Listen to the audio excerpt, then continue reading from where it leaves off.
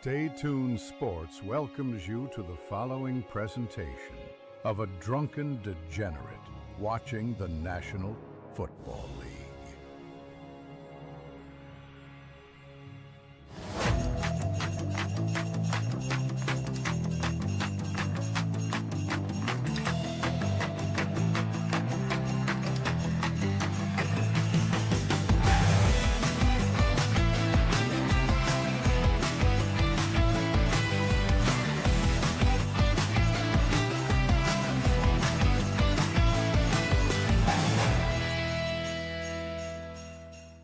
And welcome everybody to Stay Tuned Sports on this Saturday NFL special here on Stay Tuned Sports as we're getting ready to watch the Geen Bay Packers traveling to frigid, cold Soldier Field in Chicago, Illinois to take on the Chicago Bears, who lead the NFC North as it currently stands. Excited to see that Bears standing at 10-4. Packers are 9-4-1. At the end of the day, the Packers could be sitting in first place. We're going to see what happens here. This is a big game. Playoff implications all over the place. This will be fun. ELS in the chat joining us. Jimbo in the chat with us. Lloyd in the chat with us. And, of course, we'll be expecting you to be joining us in the chat as well. Thank you so much for joining us here, ladies and gentlemen. If you'd like to, you can help us out here on Stay Tuned Sports. 3 free ways you can do that. Hit that like button. Hit that share button. Let people know that we exist. Spread us around like internet herpes. And, of course, as always, if you're brand new here, first of all, welcome. It's lovely to have you here. My name is King. If you wouldn't mind, if it would behoove you to, please go ahead and hit that subscribe button. I probably used that wrong. I think I used behooved wrong there. But if you feel like it, basically, if you're just feeling like it, hit that subscribe button as we're on the road to 1,000 subscribers and being monetized there on a great and lovely platform known as YouTube. Thank you so very, very much for being with us. If you want to help us out a little bit more directly, we have a link for our donation station and our merch store in the top of the chat and in the description below this video. And I was listening to a couple of guys in the chat from Thursday. Gonna look into Patreon.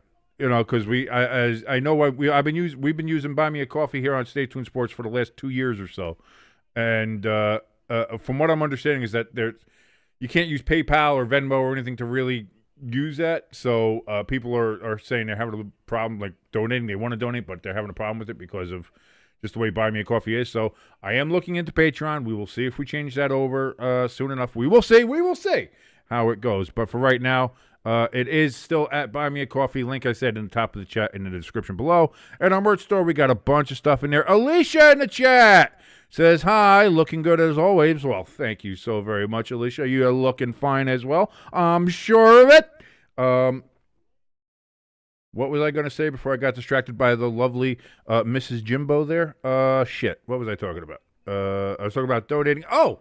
Merch store. That's what I was talking about. If you wanted to get yourself a nice, lovely piece of merch, you could do so as we get ready. That's at bit.ly/staytunedmerch. Link in the top of the chat and in the description below. We have, by the way, a whole bunch of new stuff in there. We've got the new Notre Dame shirt in there, which is burning a little down, and I have yet to watch any of the college football playoff, and I'm not going to.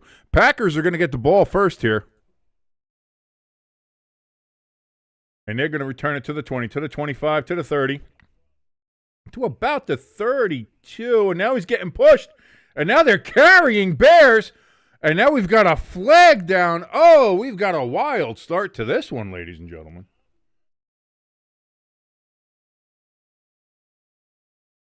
We had Bears. We were crowd surfing. Now the Bears are saying they have it. Now we've got Packers starting fights. What is good? Cats and dogs living together, mass hysteria. We just started.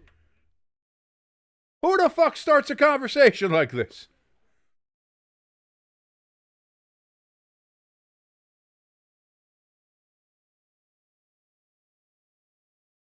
He's crowd surfing there. We had a crowd surfing. Are going to throw a penalty for crowd surfing? Is there a fumble? Does the penalty negate the fumble?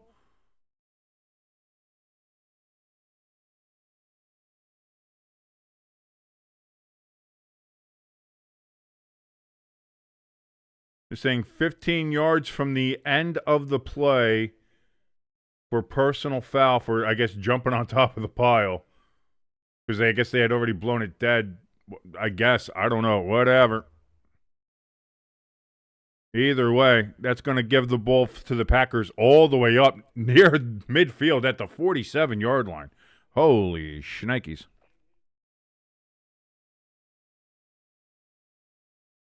Lloyd asks ELS, you sure the Packers are packing tonight?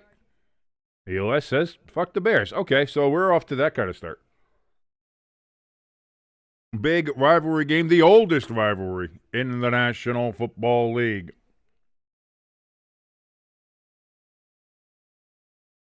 Love under center on 1st and 10. This is going to be a handoff. And that's going to be a gain of 2 yards.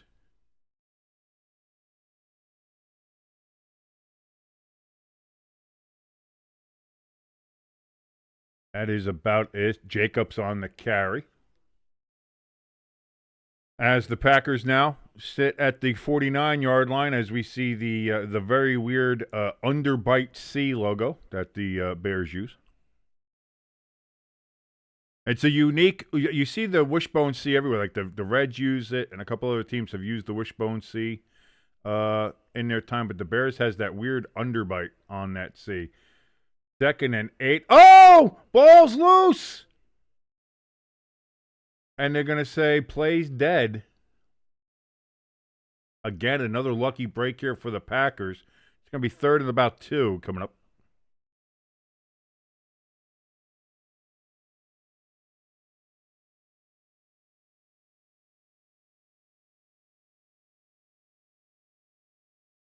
Actually, it's going to be 3rd and 1.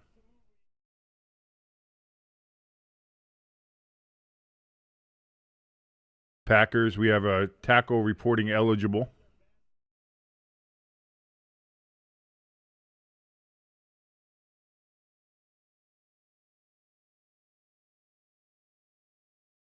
Love, play action, rolls, look, runs out of time, tipped, up in the air, oh, incomplete, and now we've got a flag. We've got 2 flags, apparently.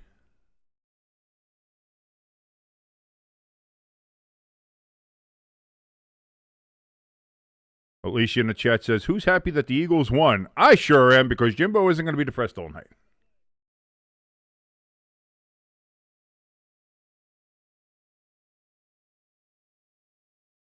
They're getting roughing the pass. They did holding, which was declined, and then roughing the passer against the Bears.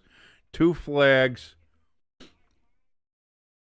Wait, oh, come on, dude. Like, getting... The NFL's got to do something, man, because this is like, what do you, like... So, Packers get bailed out by the officials here on this drive.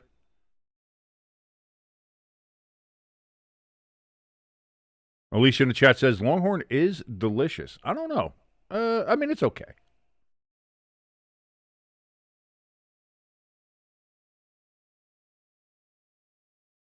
Jacobs is going to get nothing. I'm more of a... I like Texas Roadhouse. I really do. I like Texas... Longhorn's not bad. Texas Roadhouse is kind of like the... You know, Longhorn is like the classier Texas Roadhouse, I guess. I guess you'd say that. Kenneth, great to see you in the chat, buddy. Says, hey, my friend, how are you doing tonight? I am doing good tonight. 8 leftovers from Longhorn. Oh, that's why the Longhorn got brought up there. Hey, man, Longhorn's not bad. Again, like I said, I think Texas Roadhouse actually is a little better. But at that point, they're both chains. Like, who gives a shit?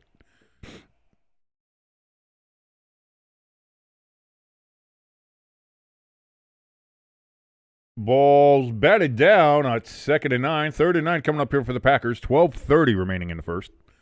Lloyd in the chat says, King, by the way, I don't know. I don't know who that is, so I don't know if I've seen them or not, Lloyd.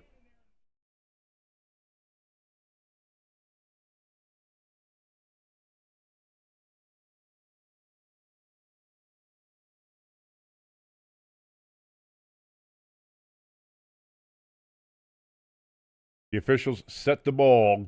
Love is in shotgun. Play clock down to 5, down to 4. They snap it at 3. Love, quick throw to the right. That's going to be caught by the great Gazoo himself, Romeo Dobbs. And 3rd and 9 gets converted. First down, Packers. They did not need the officials' help on this one to get the first down.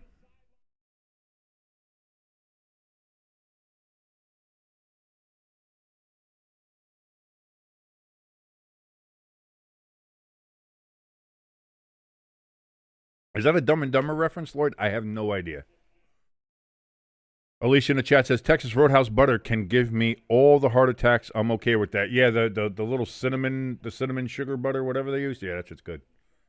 That shit's good. Rub that shit on my nipples. That shit's fantastic.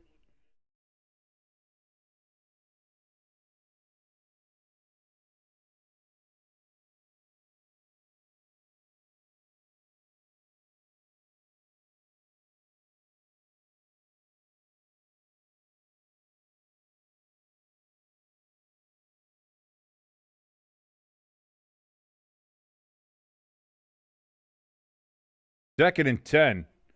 Coming up here for the Packers as that last play got them no yardage there with Golden running out of the backfield. This one's going to be Jacobs. He gets...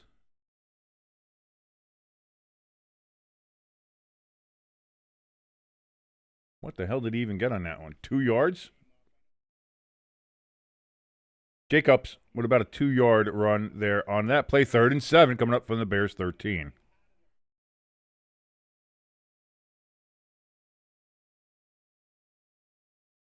Lloyd says he's making roast beef tomorrow. Sunday roast. Very nice.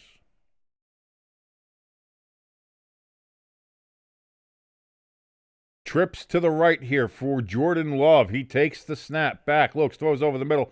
That's going to be caught by the great Gazoo again, but the Bears are making sure he does not get over the first down line. It will be down at near the 7, so he's going to be about half a yard short of the first down.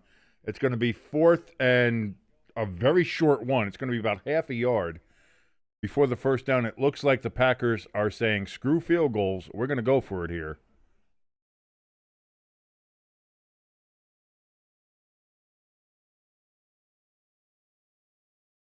Play clock at 12, at 11, at 10.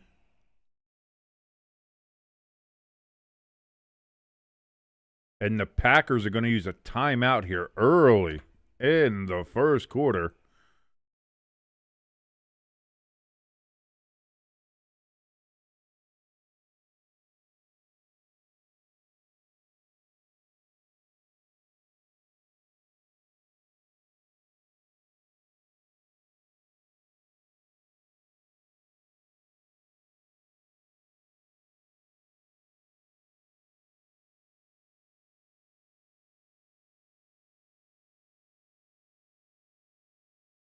Tom Brady talking about how hot Jordan Love is, apparently.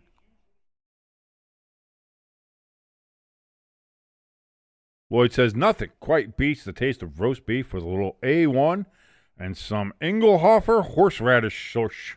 Little horseradish sauce, as I try to speak. Not feeling 100% great today. I don't know why. I just don't feel good. Either way, 4th and 1, Packers. Love's going to go up to the line. Looks like he's changing the play. Maybe protection. He's changing all this stuff around. 10 seconds left on the play clock now. Trips again to the right. Love takes the snap back. Looks. Throws. Incomplete. And it's a turnover on downs. The Packers end up with no points on their opening drive. They get all the way down to the Bears' 7-yard line, but come up empty-handed like a castrated man trying to scratch his nuts. Empty-handed for the Packers. First down, Bears coming up when they come back from the break. Hi, Pepper Jack. Our Instacart order apparently has come and been delivered. Of course, it had to wait until I was on the air before that happened. But Pepper Jack, we all know, is a good woman. As I put her to work here. Jimbo in the chat says, so King, How do you feel about seeing history tonight? And Eagles back-to-back division champs, first time in 21 years. That's not really history. I mean, who cares? It's you guys are first round exit in the playoffs, so I mean, it's it's whatever. It's fine. It took you guys injuring Marcus Mariota to even sniff a victory against the Washington Redskins. Like, come on, dude, come on. What are we doing? What are we doing? Come on, what are we doing? Do you need assistance? Or did you do it?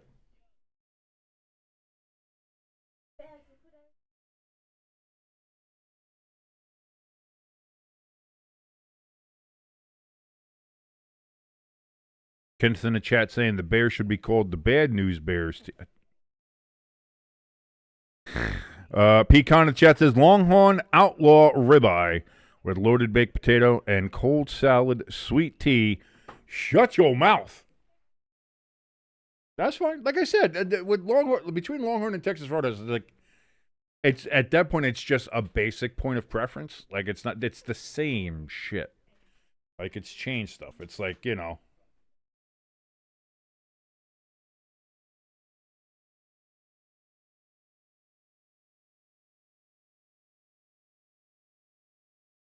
But that's I don't mind chain restaurants. Like that's the other thing too. People always bring that shit up about Olive Garden. I don't mind Olive Garden. Olive Garden's perfectly fine for what it is. That's not authentic Italian. No shit! No shit, it's not authentic Italian. Who gives a fuck? It's still good. It gives me a decently priced, gigantic chicken parm with some fucking pasta on the side. Do I need that to come from the hills of fucking Tuscany? Do I need the chicken to come from some Italian farm to make it somehow better? No, it's fucking chicken parm. Shut the fuck up.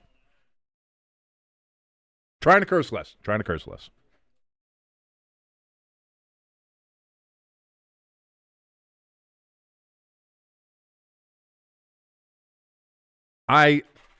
Crafty, Pepper Jack is Italian, and she loves Olive Garden. So.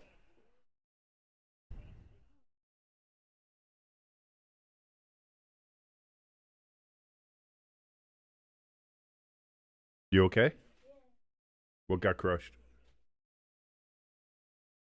How bad? Oh. Well, because that's the male Instacarter. That's why.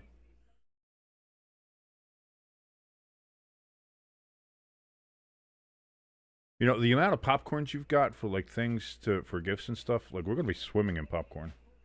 First down, Bears on 2nd and 3. Big run there from Monangai. Love the name.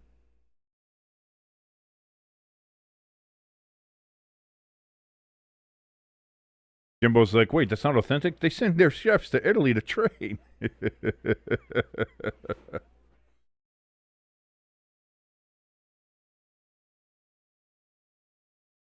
he get you Cheerios?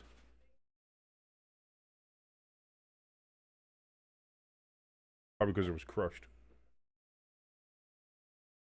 As long as the bag's good. 1st and 10. Caleb Williams throws over the middle, and that one's going to be caught. First down near the 40 for the Bears.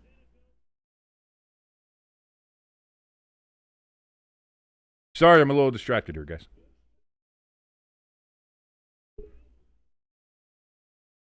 We have a little problem with the goddamn Instacart guys. And if anybody's ever done it, there's nothing worse in the world than a male Instacart driver. Nothing. There's nothing worse than a male Instacarter. You could put that, or just take the cake out, yeah. For now. We're going to eat it anyway. Remnants of a birthday cake.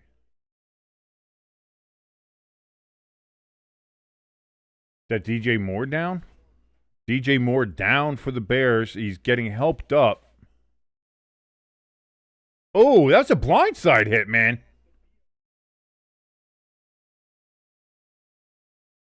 How's that not a flag?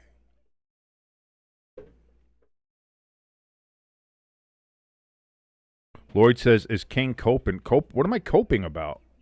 What am I doing? I have no idea. Lloyd is weird. I'm going to be honest. I love everybody in the chat. And I do love Lloyd. But a good 75 to 78% of the time, I have no idea what Lloyd's talking about. He just comes up with he just says things.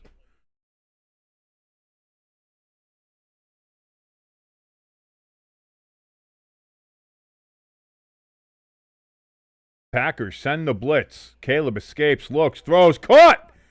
Down to the 30, down to the 28, 27-yard line for the Bears. First down. Zacchaeus with the reception. Down all the way. They're going to mark him down at the 25, so a 27-yard gain for the Bears as they are now just on the outside of red zone territory. Jimbo in the chat says, very rare that we have issues with Instacart drivers. Another reason to move back to Pennsylvania. Well, if we could find a place that would actually call back or do something, we'd move back to Pennsylvania. But guess what? Nobody ever wants to call back. So, DJ Moore, that's going to be a first down Bears. They get it all the way down to the 13-yard line. And DJ Moore, who had just got off the field a little injured after a blindside hit, picks up the gain of 12 yards all the way down to the 13. ELS in the chat saying, come on, defense. We need to get some stops. Oh, we got it. Oh, well, all right. So other than the packing, he did not terribly. I mean, he was still terrible, but.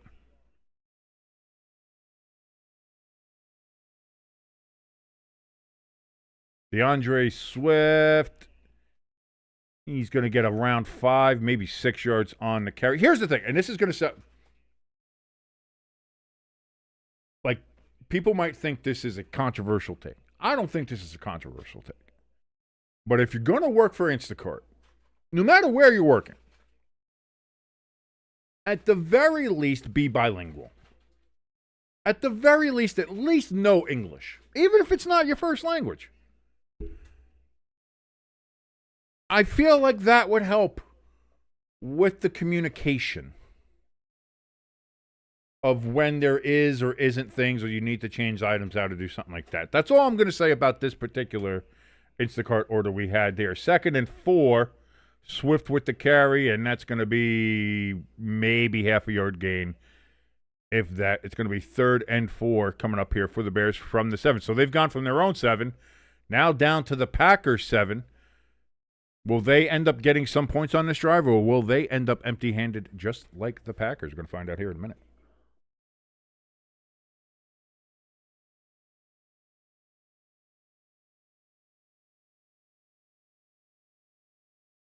Kenneth is excited for tomorrow's Ravens-Patriots game. That should be a fun one. That's going to be, Swift is going to be about a yard shy of the first down marker at the 3. Do the Bears go for it? Got a little bit of that Dan Campbell in him, does Ben Johnson.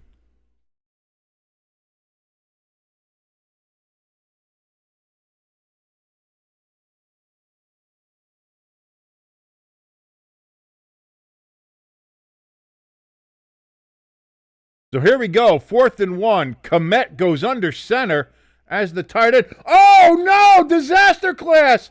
A high snap. And it's going to be a massive loss all the way back to the 22-yard line. Oh, they tried to do some slick shit, goddamn trick play nonsense. And the snap goes over Monangai's head.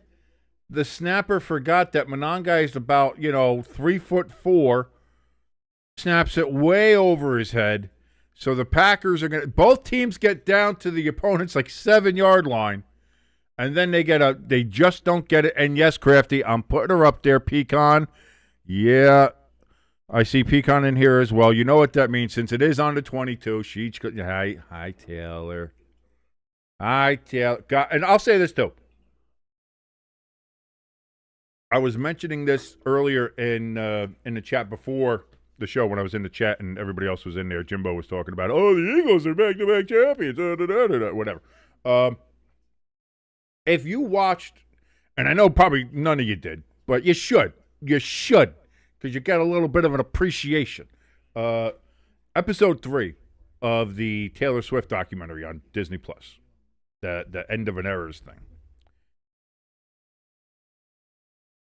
The workouts that she did, like during this thing, like they showed her like as like her routine gym day and shit.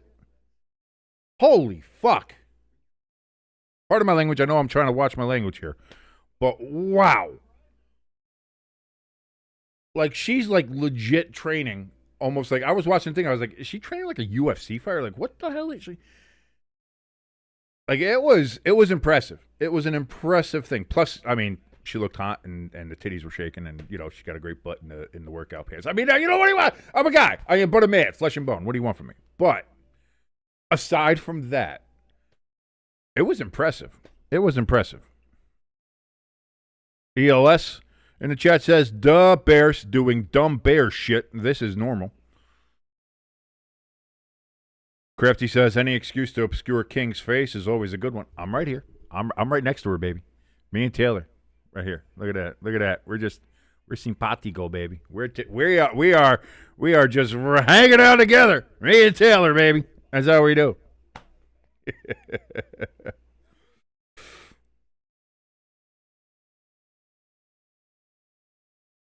Lloyd asks, was there poop going into the beer or at Washington Stadium? My brother doesn't believe it. A couple of years ago, yeah, the poop pipes broke. And then it was, there was like 2 or 3 years ago. Snyder was still there, so it might have been like 4 years ago now at this point, was the initial poop pipe breaking. And then I want to say the following year, there was another poop pipe that broke in the stadium too. So a lot of poop around in the Landover, Maryland stadium. Jordan Love throws incomplete. Looking for Fitzpatrick as tight end on first down. 2nd and 10 coming up here for the go back. Go. Lloyd said he asked a question. What question did Lloyd ask? Was there? Yes, I answered the question. I just talked about the goddamn question, Lloyd. Calm your goddamn tits. I know it's a little bit of a delay on the stream, but still, relax yourself. All right? 2nd and 10 from the 22-yard line for the Packers. Love in a bit of a pistol formation here. Hands off to Jacobs. He's going to get up to the 25-yard line. Bye, Taylor. See you later. We'll see you in a little bit. Crafty says, without Parsons, Packers D has more holes in it than Swiss cheese. Ha ha. Oh, then they're Swiss cheese hats. Okay, I misread that. Either way. Ha ha. And it's not Swiss cheese, that's cheddar. They are wearing cheddar hats. Swiss has more of a white consistency, like a very light yellow, maybe, what they would call a cream color to it, whereas cheddar is much more of that vibrant yellow-orange. 3rd down. Love is going to pull it down and run it himself, and he's going to dive for the first down, and they're going to give it to him. Wasn't it supposed to be like if quarterbacks dove forward, they were going to mark it dead at the point that they started the dive? Kind of same thing as if they slid to help, discourage quarterbacks from diving head first. Whatever happened to that? Because it seems like now whenever the quarterback dives first, they just mark it where the end of, where the ball ended up, Jordan Love on 1st and 10 throws. That was a shoestring catch, and it is. They call it a catch. A reception for Dobbs. The great Gazoo gets that catch. That's a good catch.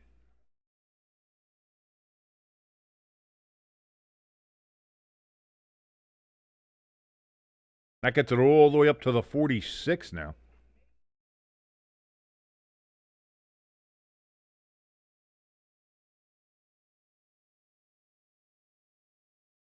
ELS said, King, it's the NFL. They don't give a shit. Oh, I mean, look what happened with the whole the hip drop tackle rule. Oh, we're going to make sure there's going to be a point of emphasis. Meanwhile, Cam Scatterbo's ankle's been snapped. A couple other players have been seriously injured and out because of the hip drop tackle that they don't throw flags on.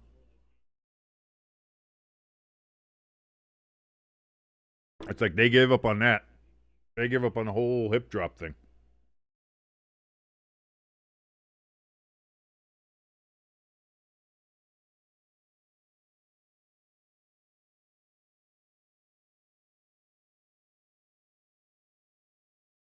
That's going to be another first down for the Packers as Jacobs is going to run and rumble and bumble and stumble his way to the Chicago Bears 43-yard line. Moving along here.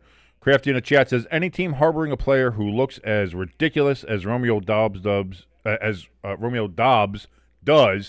in his great Gazoo helmet there deserves to lose. I mean, here's the thing. I get it for safety, and I have no problem with it. What needs to happen is that we've had a couple years now. Can we find a better solution? Like, there are helmet skin companies, like they put the helmet skins over the extra padding and stuff like that. There's ways that we can go ahead and make this look better. That's incomplete. He was out. Yeah, that's incomplete. Incomplete pass. Oh, almost a great catch there by Christian Watson, who good to see him playing. Catch. No, that second one never was still up in the air. Let's see. Gets the ball. One. Yeah, never touched. Never touched.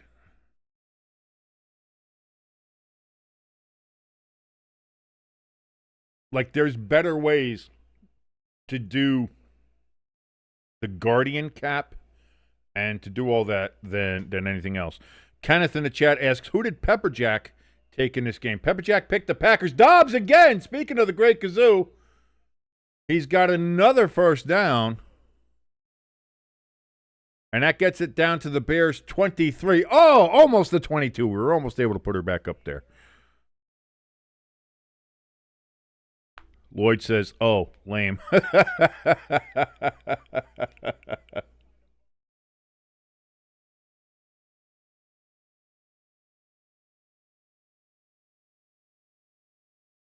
Well, that play is going to end the first quarter here at Soldier Field.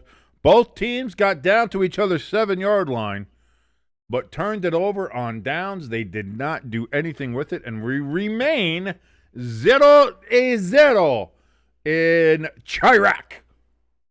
Soldier Field on the shores of Lake Michigan in Chicago. For how much longer will we soon have the Northern Indiana Bears on the way, as they're now looking towards about 30, 35 miles outside of Chicago there in northwest Indiana as their next stadium site, as Illinois lawmakers have said, yeah, trying to help you guys, build that stadium in Arlington Heights or really look at anything else. Yeah, it's not really a priority for us. We have way too many other funds to slush around and to put into our own pockets and to, our other people's pockets, but we got no time to actually build just roads.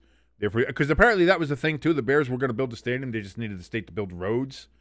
And it was like some kind of looking just for a little, a little tax agreement, a little wet the beak thing. And they didn't do that. So now the Bears are going to be looking elsewhere. And it's looking more and more like it's going to be a Santa Clara 49ers situation where the Bears are going to move so far away that you can't see the city skyline from where they're playing, but they're still going to be the Chicago Bears, just playing from, like ELS said, like Gary, Indiana, or, just right there. So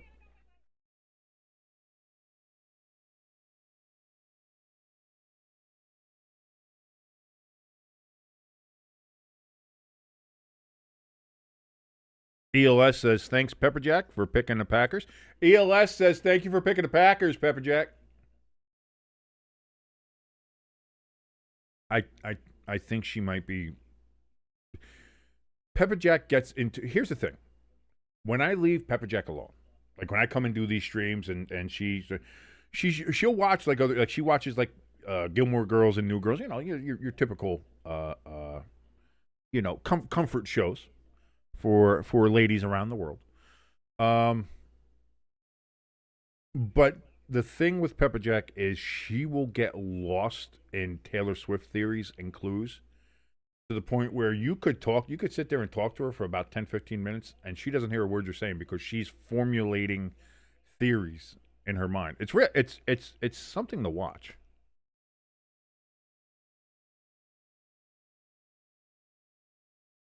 Love steps back, looks, throws. That's going to be caught out of the backfield by Jacobs. He's going to get it down to about the 15-yard line. And indeed, he is out at the 15. 2nd and 2 upcoming here after the first play of the second quarter.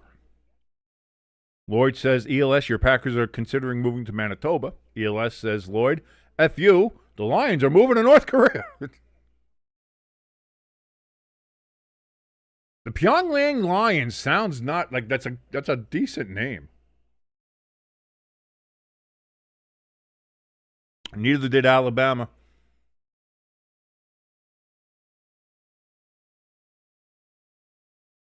And to be honest, after watching that Miami Texas A&M game, neither one of them belonged in the goddamn playoffs either. So, it's just like, again, the college football playoff committee is a joke. The way they have it set up is a joke. Have the top 12 teams in the playoffs. The conference championships don't goddamn matter. They don't. Conferences don't matter. Conference championship games don't matter. They don't matter. They don't matter. Get them out. Top 12. Put them in. That is it.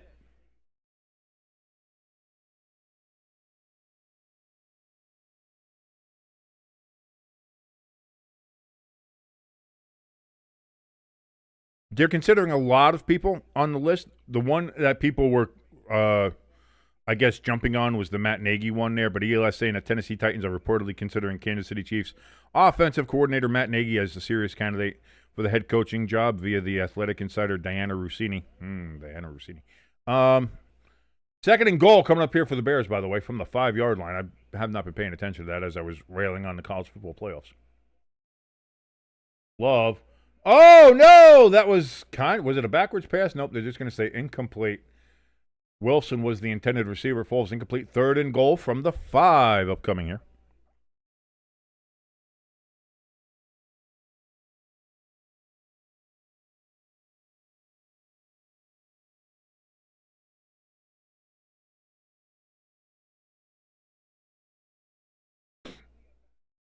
So here we go. Third and goal. Packers again. Packers and Bears on each drive have gotten within like the 5-yard line, or within the 10 anyway.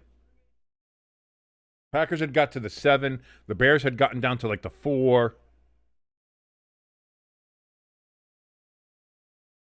So they did call it a backwards pass and going out of bounds. See, aha.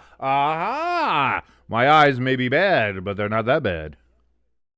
See, I knew it. I know it.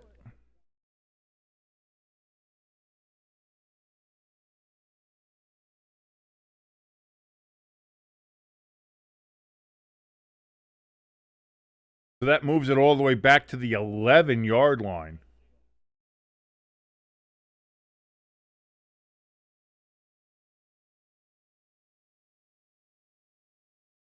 So here we go. Third and goal. Actually, they're going to leave it at the 8. Oh, so that was a bad spot from the other one. Throws towards the back of the end zone. Incomplete. No flags. Boy, that wind is whipping there. At Soldier Field, you can see the ref's pants are just flapping away. And so it's going to be fourth end goal from the 8. And now as I look at that wind, maybe that's the reason why you don't go with a kick. Because that wind is fucking whipping. Sorry, I'm trying to curse less. I apologize, YouTube.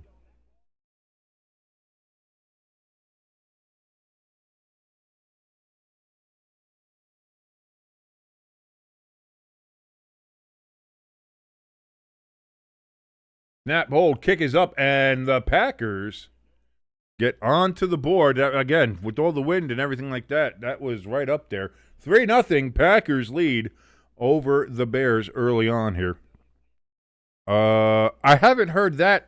I've heard about the Rams. They fired their special teams coordinator. ELS was begging the Packers to go for the points, and they did listen to ELS, so he got them. Draft in the chat says, so the Titans are aiming for a 3 top overall draft pick in a row.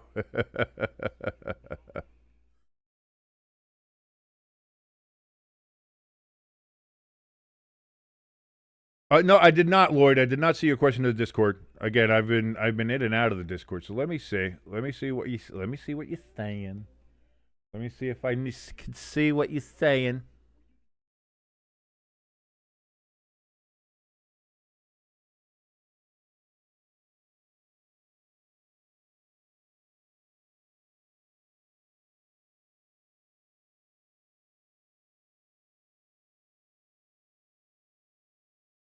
Jesus Christ, Lloyd, how far back was this?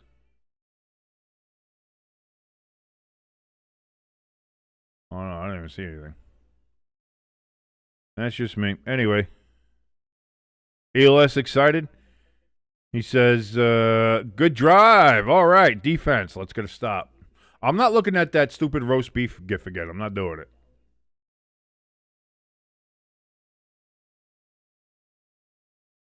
Crafty in the chat says the Rams special teams cost them a combined 9 points on Thursday, a punt return touchdown, and a missed field goal. Which, again, that missed field goal, though, I mean, that's Mevis there, the thicker kicker. He hadn't missed one all year, and he was perfect for that game up into the most important spot where you can't miss a kick. He missed it. But I think there were other issues on the special team side of it, from what I heard. If you go back to other games too, especially when it came to like punt coverage and kickoff coverage and things like that. And the point that Rashid Shaheed came out and said, "Oh, we've been watching tape on the Rams, and we know that this particular side and this particular spot is a weakness for them, and we knew that if we got it in the right spot, we could exploit that," and they did. That kind of is a, hey, if they're getting film on the fact that you suck and you're making our special team suck, someone's going to get fired for that.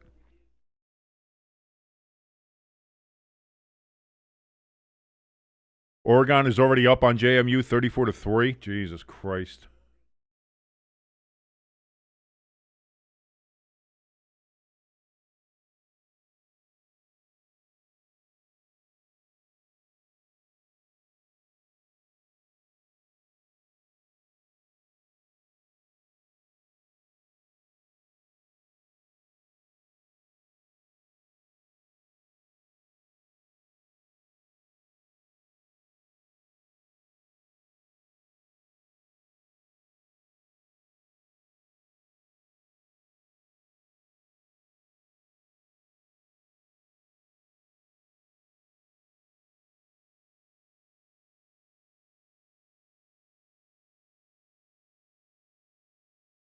That ball, boy, it made it only to like the 16-yard line. Returned up to the 35 to the 37 for the Bears, 36, 37-yard line. That Chicago, it's the Windy City for a reason, folks.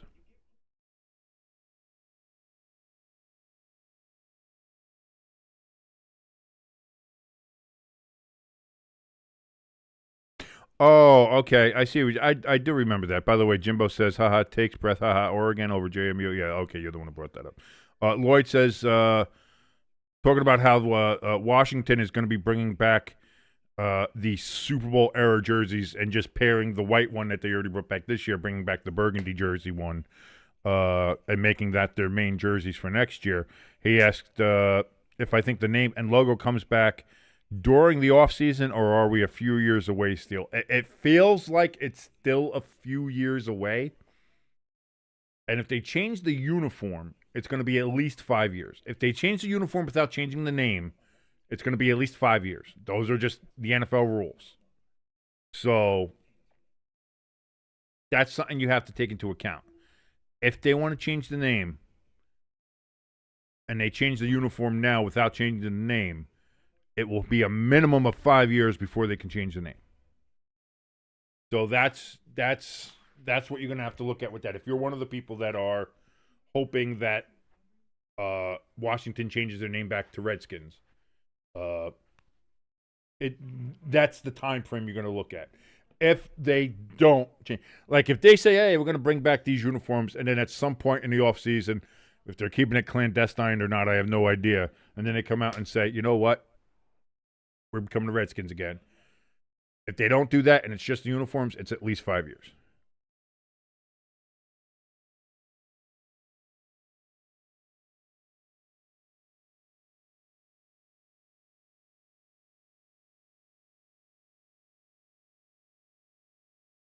ELS in the chat says Micah, or in this case, Miak, is set to have his ACL surgery right after Christmas and is expected to be fully recovered in roughly 9 months, which puts him on track to be ready for the 2026 season.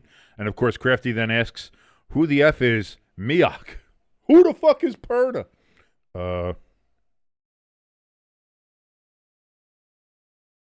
Lloyd says could be a missed opportunity. Again, it's I as much as I think it should come back, and there might be momentum to get it back, people are going to be very wary about it because of there will be blowback because of it. Just like there was blowback when they changed it to commies.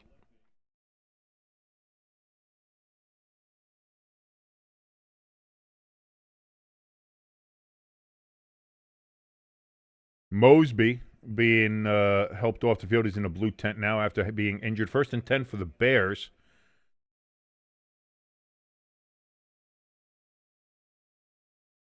Six-yard run there from Monongai. Gets it up to the 43-yard line. 2nd and 4 coming up for the Bears.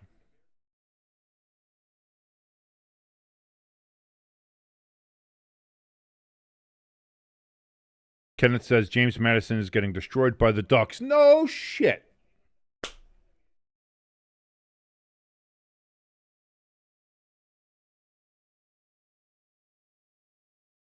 This isn't basketball, man. This isn't March Madness. It doesn't work like that. You don't get Cinderellas in football.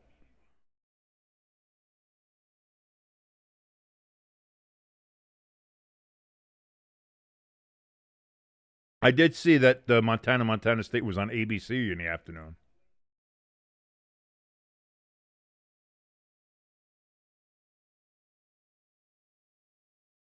Third and whoa, what the hell was that? 3rd and 1 coming up for the Bears. Met in motion. Handoff to Monongai, and Monongai, he's going to drive himself all the way down to the Packers' 47-yard line. 1st down, Bears.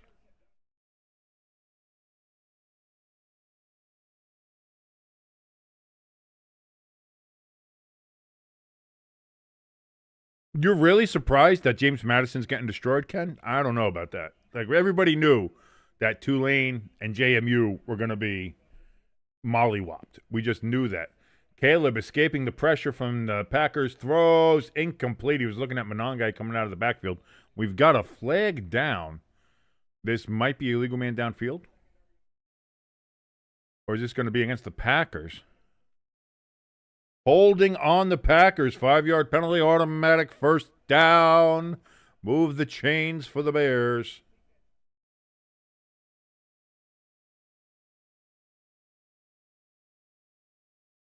Moves it down to the 42, with being the 5-yard penalty, but fresh set of downs.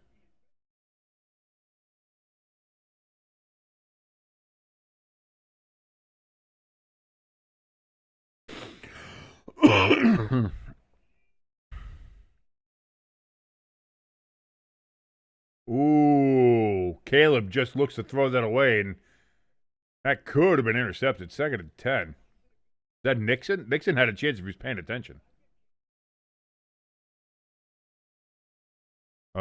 Lord in the chat says, to be fair, the Redskins or what Washington could have done is they could have kept the logo in unis, but with a Native American tribal name.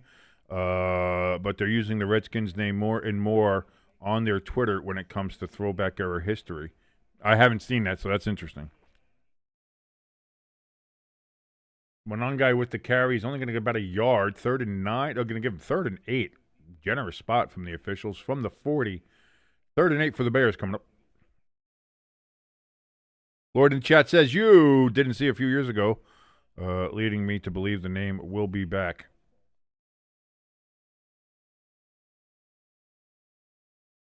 Craft in the chat says, in Soviet Russia, Miak tears your ACL. And the Bears go off sides, and he saw it as soon as he did it.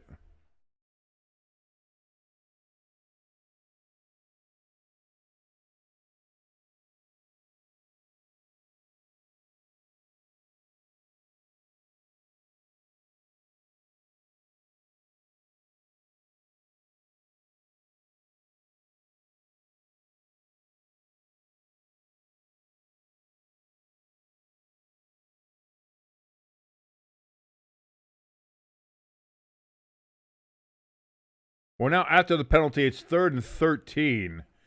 Caleb, boy, he's got time. He's getting good protection, but he can't find anybody open. And now he just chucks it down, out of bounds, incomplete. 4th and 13 from the 45. Bears are going to have to punt the ball away. Notre Dame would have won in any of these first-round games they played. They would have beat Oklahoma. They would have beat Ole Miss. They would have beaten Texas. Texas A&M won in overtime at Notre Dame in week 2, week 3 of the year. If you watch that game, Notre Dame wins that game easy against either one of those teams, against either Miami or Texas A&M. And obviously the 2 games with JMU and Tulane, like, come on. Like, it's just against, I mean, it's a joke. It's a joke. Boy, the Bears punt goes out at the 2-yard line. Hell of a coffin corner kick by the Bears. So the Packers are going to get the ball back, but deep in their own territory. Daniel Whelan, the punter, doing a great job there.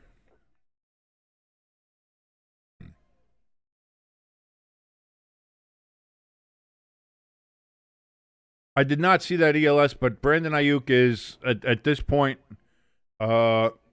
somebody will sign him simply because, I mean, when he's not being an absolute jerk-off, he's talented, but he is starting to become,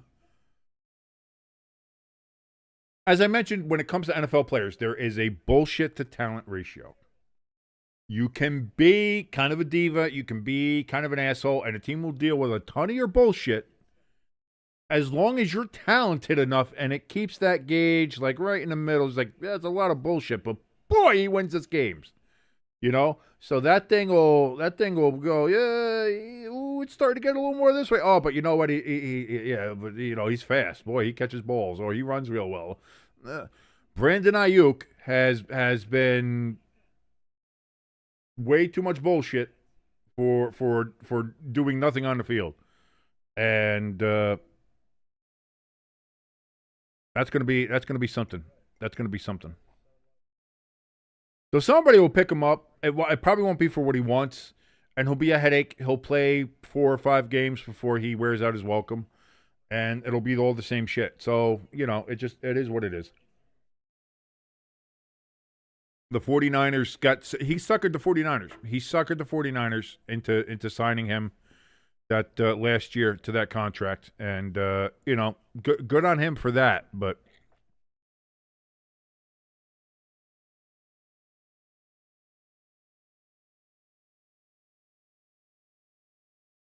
Crafty says, "Hey, that's almost as fast as Jake Paul flipped from Josh."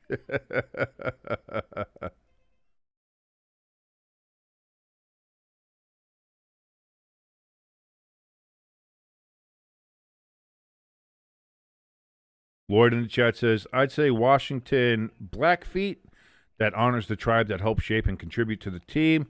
I was thinking, because you have the I think the Rappahannock are from there, so you could have went with the Washington Rappahannock. You could have went with the Powhatan. You could have went with them. I said, at the time, I said, fuck it, call them the Americans. Leave everything the same. Leave Chief Two Guns on a helmet. Just call them the Americans. I think that would have been a fair compromise. Oh, they upped this. Oh, they took it from the 2 and moved it to the 5. That's a boo call. 5-yard gain on first down for Wilson on the carry. 2nd and 5 now from the 10. Yeah, Lloyd, did you see the one picture? That you see the inside of his teeth, and he's got fault lines in his teeth now. Yeah, he got cracked.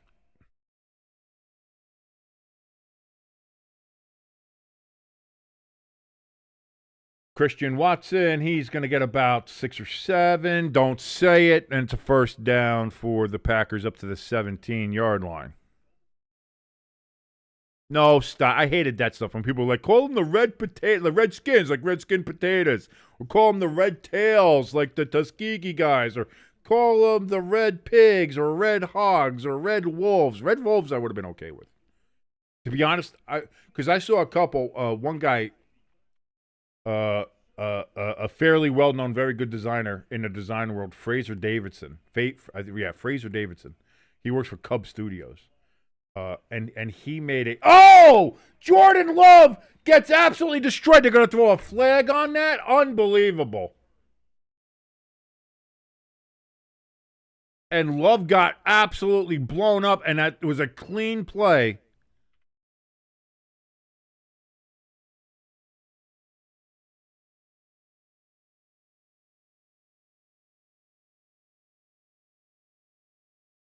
They're going to call roughing the passer, but Love put his head down. That's on Love. That's not on a defensive player.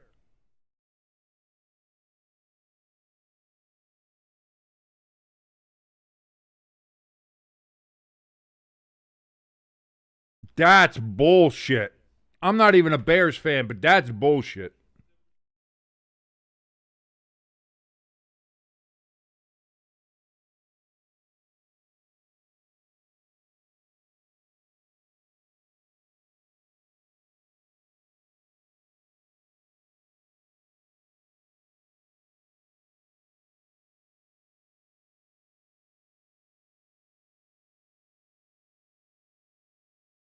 Dude, that annoys me. Like, the defensive player went in, going for the hit, going for the sack. Love put his head down, and now that's on the defensive player? Fuck off, dude. Fuck the refs. Hoodie and shirts available over at the Stay Tuned Sports merch store. You can buy them right now. bit.ly/Stay Tuned merch. That's bit.ly/Stay Tuned merch. You can go look at all the shirts we have there. We have our Notre Dame Burn It All Down shirts. We have our Jackson Dart shirts. We have our Jets Just End the Season shirts. We have our Bengals Sell the Team shirts. We've got all kinds of shirts, 8-bit helmet shirts. We've got all that there for you and more, including these beautiful, lovely Fuck the Ref shirts. Come pre-pixelated, so you won't run into any obscenity laws if you live below the Mason-Dixon line, but also your message will get across to everybody who sees it loud and clear. Fuck the Refs hoodies and T-shirts available bit.ly/Stay Tuned merch, or the link for our merch store is in the top of the chat and in the description below.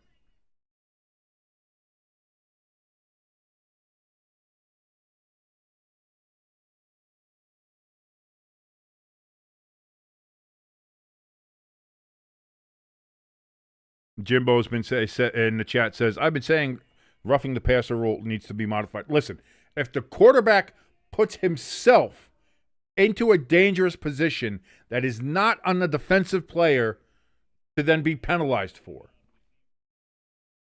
Jordan Love put himself in that bad position.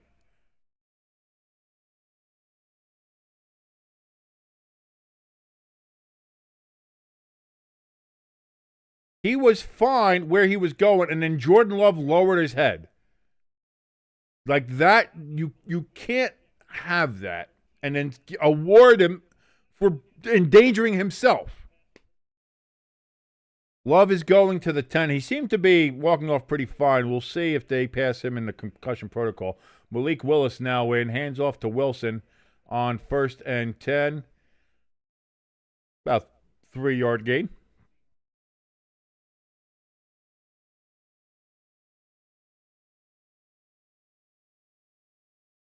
Lloyd says Love is out like I don't know. He seems to be fine. He was running off. He's all right. He'll get checked. They'll pass him. Even if he thinks, the number 2 tastes like blue, they're going to let him out there.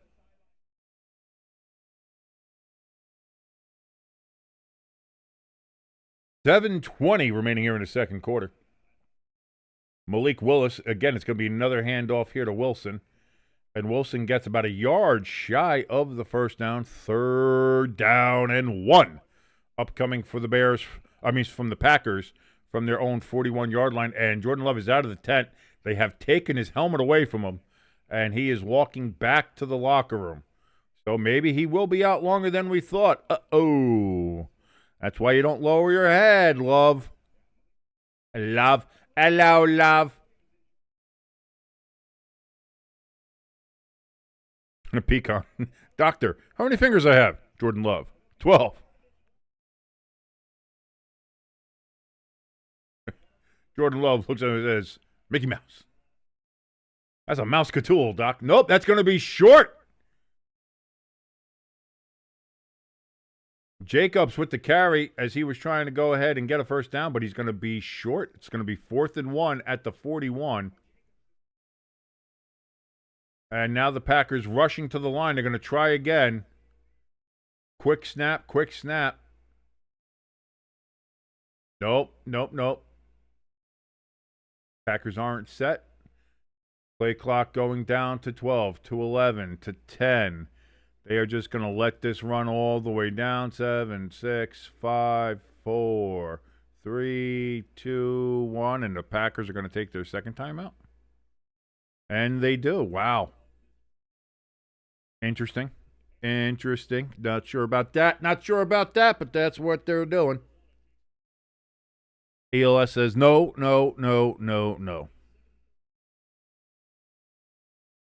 ELS says, King, if I remember correctly, Willis played in the Packers versus Giants game. Did he? Maybe a couple snaps.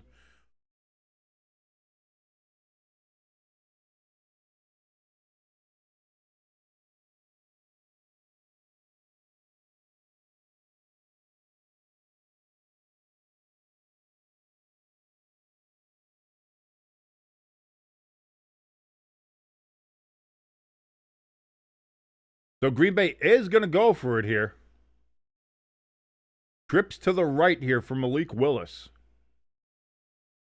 The snap. It's going to be a keeper by Willis, and he's going to get it to the 50 and further. Gets it down to the Bears, about 47, 46-yard line. First down, Packers down at the 46.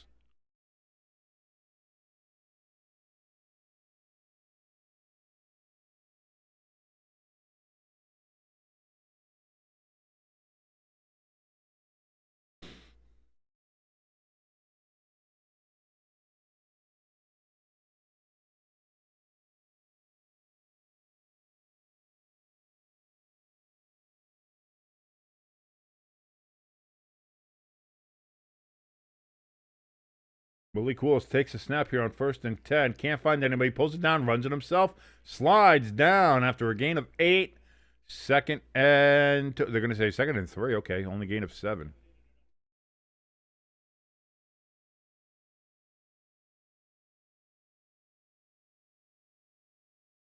ELS in the chat says, King, I checked it. Willis got a passing touchdown in the Packers versus...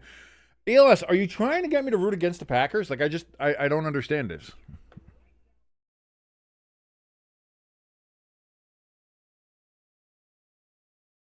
Are you trying to get me to hate the Packers? Pitch out to Wilson. Wilson's going to get about 6 yards. And he does get it down to the 33-yard line. 1st and 10, Packers.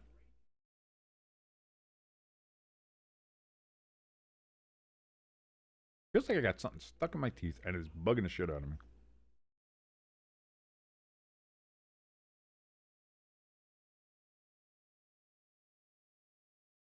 So now,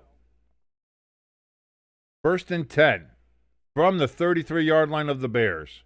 Malik Willis in for an injured Jordan Love. Hand off to Chris Brooks out of nowhere. Just gets over the 30-yard line. 2nd down and 6 from the 29-yard line. Crafty says, Malik Willis is basically Jordan Love without the sucky parts.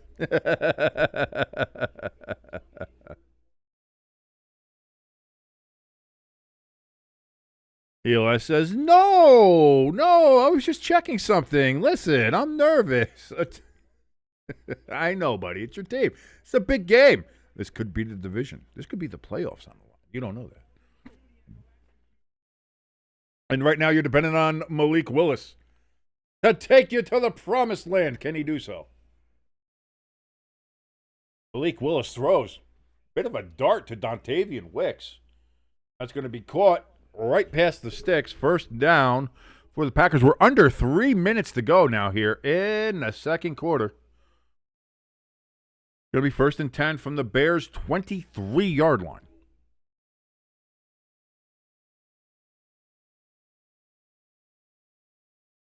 Now, I got this thing I hate when you feel like you got something in your tooth. Just the worst. I'm going to have to get, when I go up to get more coffee, I'm going to have to get a toothpick or something. Pitch back. That's going to be Wilson. Wilson's been the workhorse of this drive. Going to be a 4-yard gain. 2nd and 6 upcoming from the 19. Packers moving the ball pretty well here on this drive, which again, Jordan Love's been injured since very early on in this drive. He put his head down as he was getting sacked and put his head in the way of the defender coming in to sack him, got helmet to helmet. They got a free 15 out of that because Jordan Love didn't know how to properly protect himself. Crafty says that the Packers' sideline heaters have stopped working. Uh-oh. Whoops. Sorry, guys. Oh, we must have run out of propane or something. Oh, geez. I'm so sorry. Yeah, if you guys want to come over to the Bears sideline, it's nice and toasty over here. But, Packers, oh, boy, sorry, guys. We'll get right on that. We'll get our top men to be looking into that. Emmanuel Wilson breaks it out to the right side, and he's going to get inside the 10-yard line. That's going to be a 1st and goal for the Packers at the 5-yard line, and that's going to take us down to the 2-minute warning. The Packers, 1st and goal, 5 yards away from glory. Can they finally penetrate into the promised land? We're going to find out after the 2-minute warning coming up here in just a little bit, but they've got to sell some ads here on Fox. I'm not nearly as popular, so I have no ads to sell unless you want to go over to our merch store over at bit.ly/staytunedmerch. Get yourself some Fuck the Ref shirts or some of our other fine apparel pieces that you can go ahead and find out there today.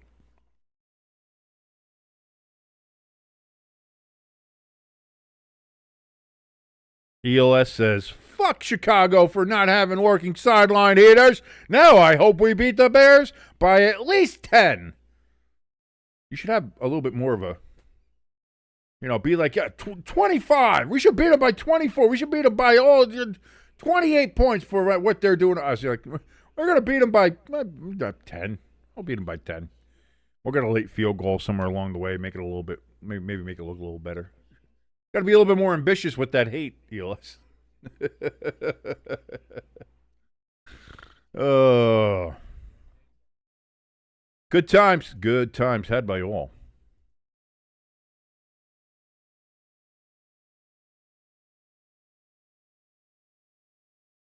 By the way, 11 seconds remaining in the second quarter. Oregon leading James Madison University 34-3. Eat fucking shit. Sorry, I'm cursing less, but come on.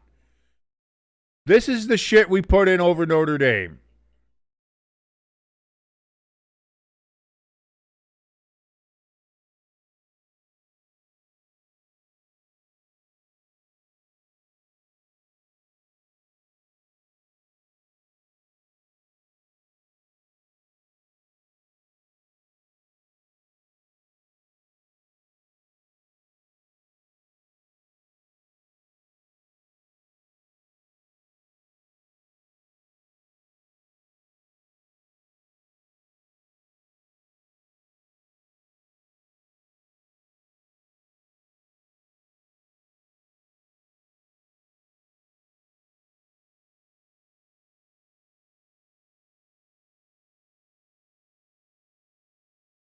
Eli says, oh no, what I meant to say was, now I hope we beat the Bears by 10,000.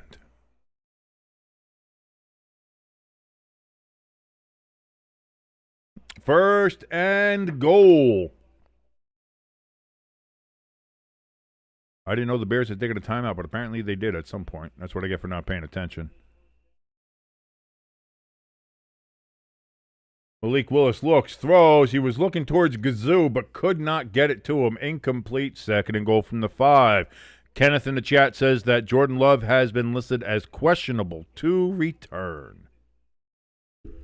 By the way, exactly what's at stake here? If the Bears win today and Detroit loses tomorrow, the Bears will have clinched a playoff spot. Same actually goes for the Packers. If the Packers win here tonight and Detroit loses, the Packers will have clinched a playoff spot.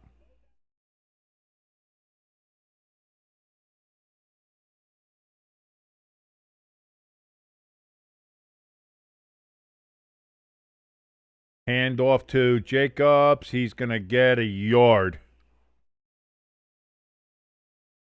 3rd and goal from the 4.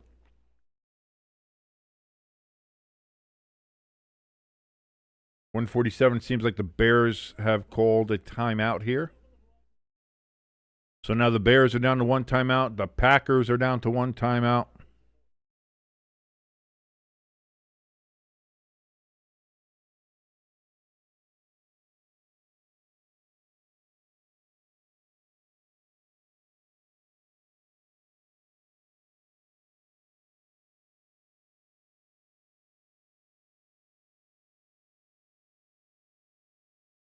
So here we go. $1.50 remaining here in the second quarter. Packers knocking on the touchdown door. Can they break on through to the other side for 6 points? Love is in shotgun. Not Love, sorry, Malik Willis. Love doesn't know where he is right now. Malik Willis throws towards the back of the end zone, throwing towards nobody in particular. Incomplete. And that's going to be 4th and goal now from the 4. Will the Packers go, or will they kick the field goal? They're going to say, no, we're going to take the points, as it seems like points might be a premium here in this game. You don't want to leave. They've already left 3 on the board. They don't want to leave 3 more. So will they convert on a windy day in the Windy City?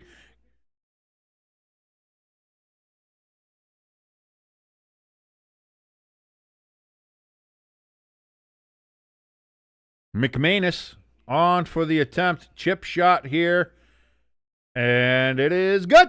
And with that, the Packers take a 6-0 lead over the hometown Chicago Bears.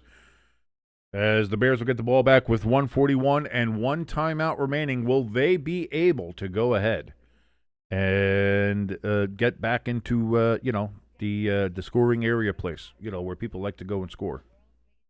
We're going to find out, as I'm eloquent with my words.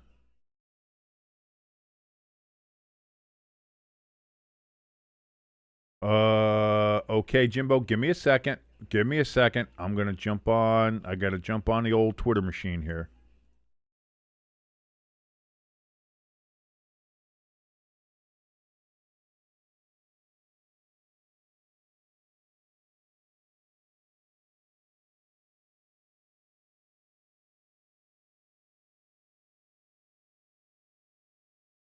Oh, it was just about the 2-point conversion. They asked him about the Eagles going for it for 2 points with 4 minutes left in a 17-point game. He says if that's how they want to get down, all good. We play them again in 2 weeks. Looks like we got some fights going on. Looks like we're going to have some fights going on.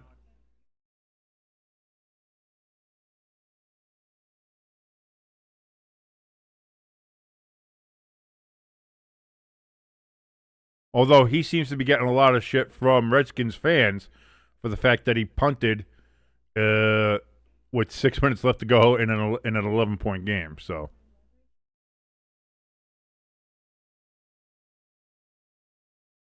that's the thing. I think if you're already at that point, you might as well.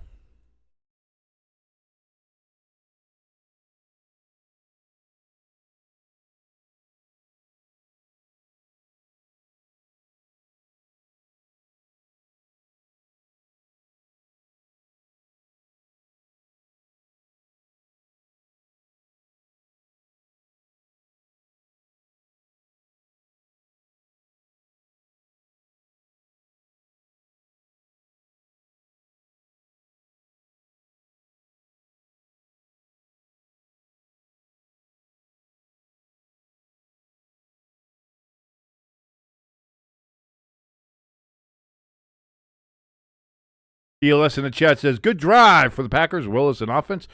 All right, defense, get a stop. ELS is our resident Packers fan. He's very excited about his team. Right now, 32 degrees in Chicago with a wind coming out of the, west, about 21 miles an hour, they're saying. So a bit of a wind chill happening there on the shores of Lake Michigan. Packers need to have the extra special 12th man holder out there as he now has to get up and run off the field like a small child. That kick's going to go all the way back into the end zone. Kneel down for a touchback. Bears get the ball at the 35-yard line. Like I said, with 1:41 remaining here in the second quarter. Can the Bears get into scoring position? Can they kick a field goal? Can they get even more than that? We're going to find out here in just the next 1 minute and 41 seconds of game time.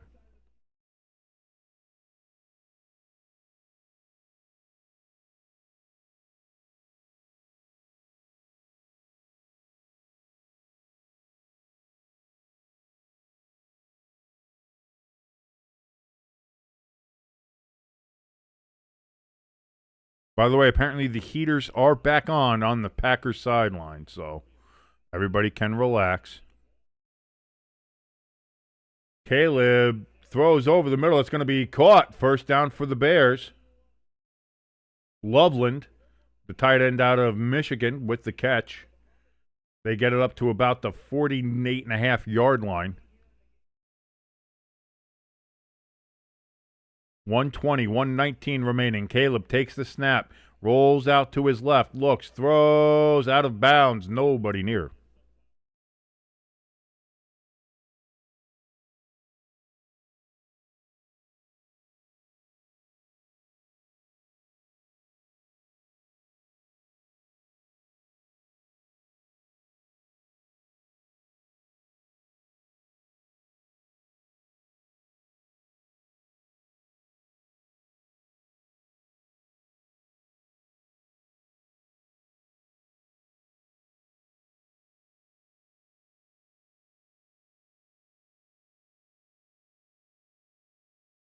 So Caleb on 2nd and 10.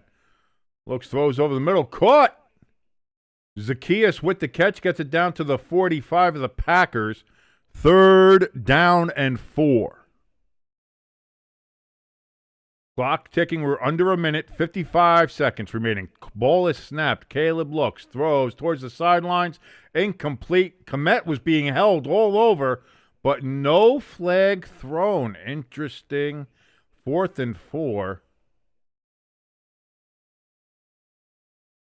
Boy, he's holding on to him, jumps on top. How is that not a flag? Wow. Packers are getting away with murder here right now. Again, I'm unbiased. I don't give a shit about the Packers or the Bears. I'm not a fan of either one. I don't hate either one. But the officials are leaning heavily in the Packers' favor when it comes to some of these calls. Unbelievable. Yep, that's going to be, the Bears look like they were just trying to get him to jump off sides. They get the delay of game call. Moves them back there. It's going to be 4th and 9 from the 50. Jesus.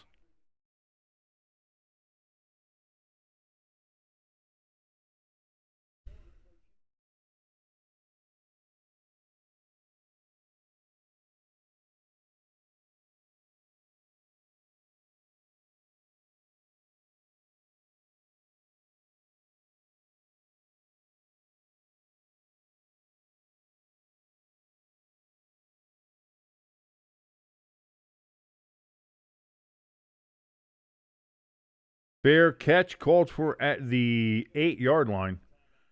45 seconds left. Oh, and where we got some of the bad blood between the Packers and the Bears. That's what we like to see. A little divisional nastiness. Had a little bit of that before with the Redskins and the Eagles. Now we're having it here with the Bears and the Packers. You love to see it.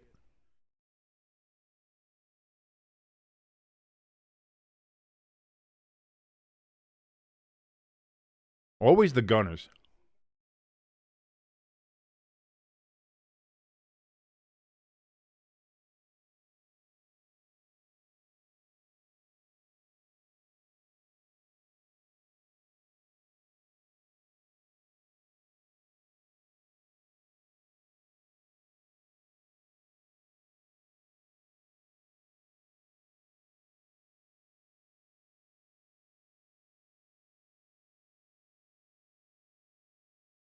And the Packers are just going to kneel on this one and try to end it for the half. They have to do it one more time. But that's going to be the end of the first half. Packers going to go into the locker room there with a 6-0 lead.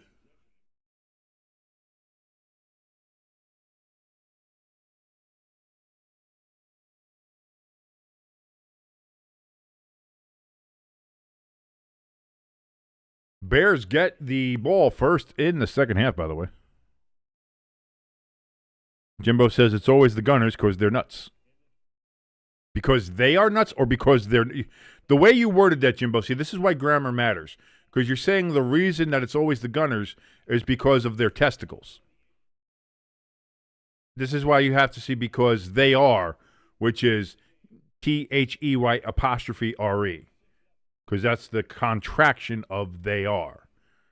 When you say THEIR, they're nuts, that means you're talking about they're nuts. They're testicles. So what you said is that it's always the Gunners' fault because they just have an overabundance of testosterone just slopping around in their testicles. Is that what you're saying? Or are you saying it because they're mentally ill people to be a gunner on a kickoff or a punt return, and that's why?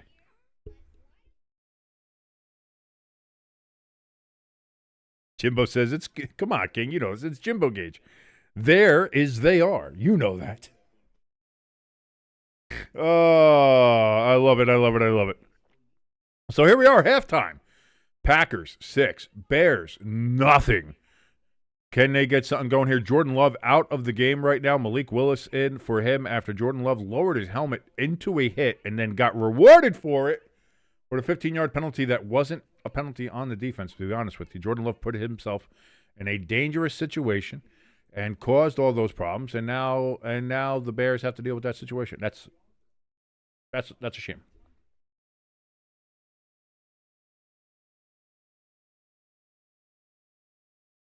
So let's get this set and ready.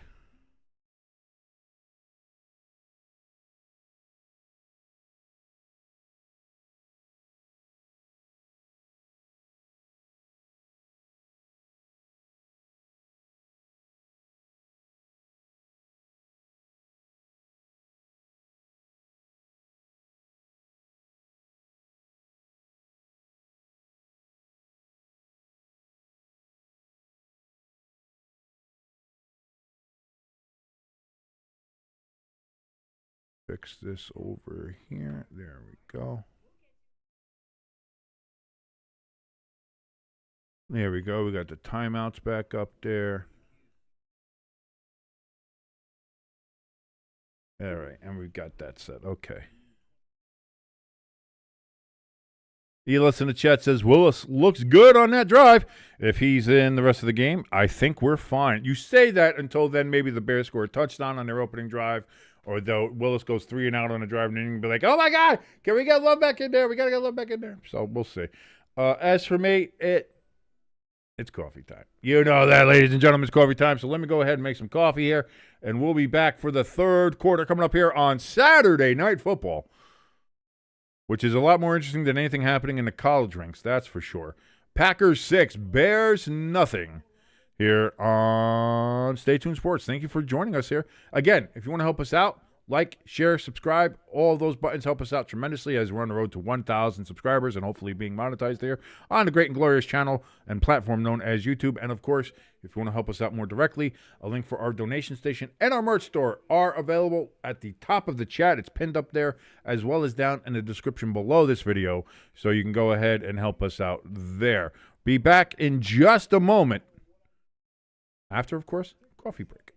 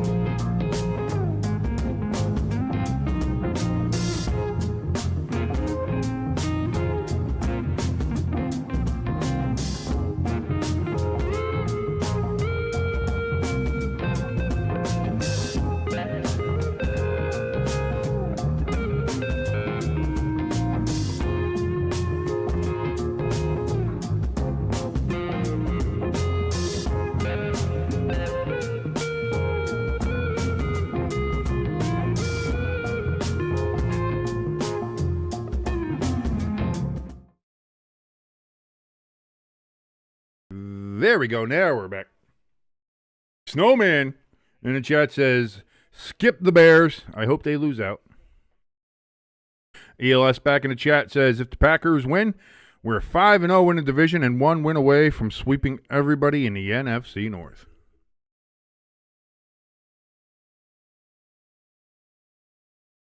"30 minutes away. 30 minutes away, ELS. Could happen. Could happen. We're going to find out here as we're getting ready for the third quarter to start here on Saturday night. Chicago, Illinois. Soldier Field. Green Bay Packers. Chicago Bears. Oldest rivalry in the NFL. We'll see what happens here.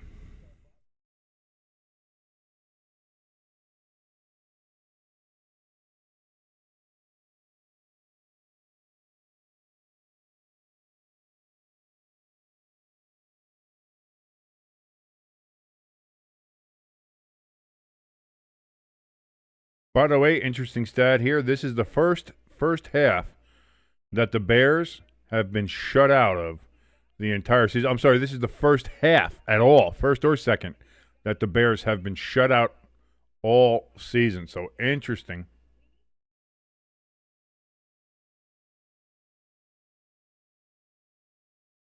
Jimbo in the chat says, so serious question, will there be any blowouts on the NFC side of the playoffs? Well, again, it depends on what we see, what happens. I'd imagine I don't think so. Like, your first thought would be, oh, well, whoever makes it out of the NFC South will probably get blown out by somebody on Wild Card Weekend, because they're going to be, what, at best 10-7, 9-8, something like that. I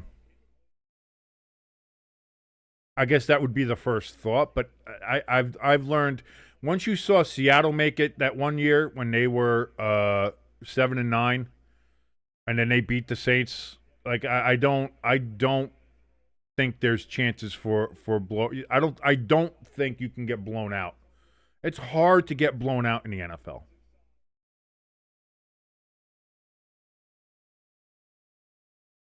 Yes, ELS, we just saw that report there from Fox Sports, that Jordan Love is indeed out for the rest of the game. Malik Willis will be taking command from here on out. For the Bears, however, it's a start for them from the 34-yard line, 1st and 10. Caleb Williams under center.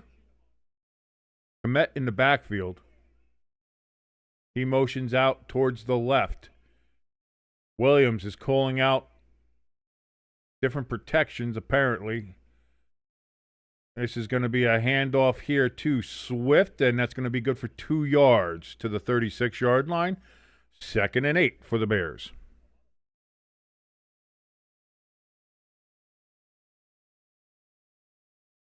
Jimbo says, so you're saying Philly has a chance to blow out a team? No.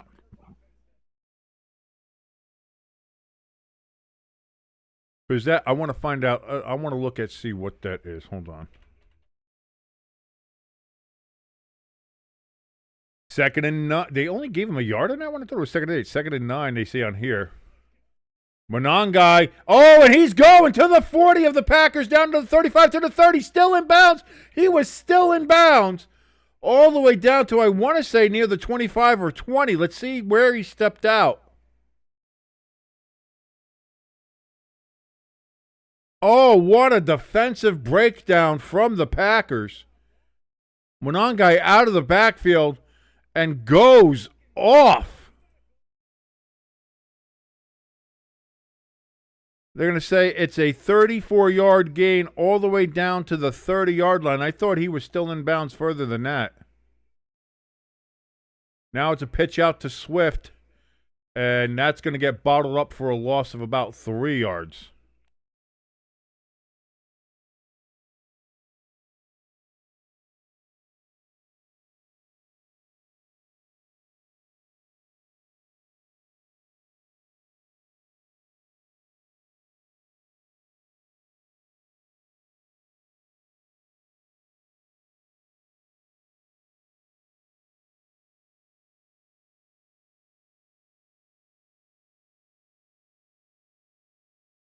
Caleb looks, throws, broken up. He was looking for Loveland, the tight end.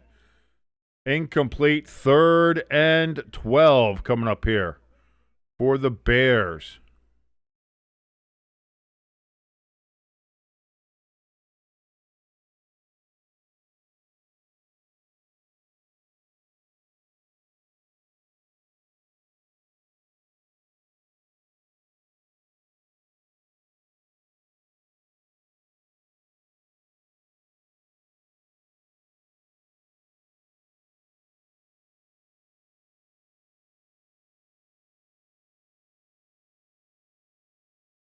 DeAndre Swift, he's only going to get about 4 yards.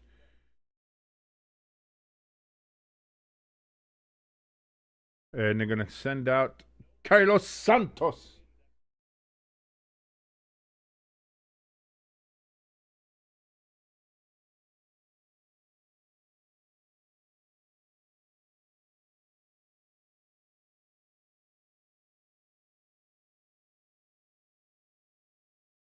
Right now, the game would be the 49ers versus the Eagles if the playoffs were to start today. So the Eagles, I think, would get smoked. Snap, boy, those uprights are spinning, and Cairo Santos basically kicks it sideways, and the wind is able to go ahead and carry that in. No, he kicked that directly, like if he was trying to miss it. He kicked that right into the wind. Wind takes the ball, and it just boomerangs inside the upright.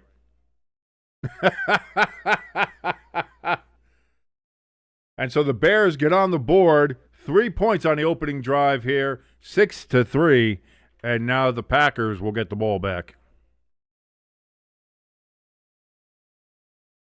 Crafty says, not a good sign when even the goalposts are swaying. Jimbo's laughing at the king. Dude, are you serious? You think the Eagles can get close to anybody in the NFC West right now? Maybe the Cardinals you beat.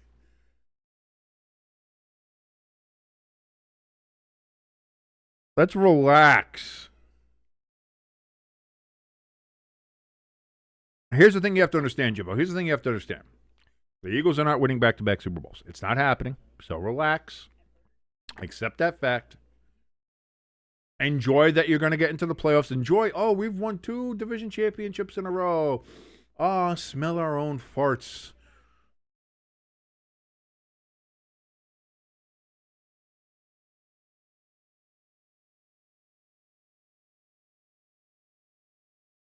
Dude, if you play the 49ers in the first round, the boos for Jalen Hurts and that offense in the first half is going to be deafening.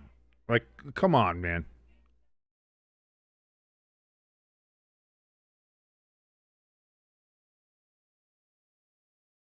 ELS is stuck in that 10-point cover. ELS in the chat says, Jimbo, Eagles would lose to the Rams, Seahawks, and Niners by at least 10 each. I'd venture to say maybe the Niners, I think the Eagles could keep it close to about maybe 10.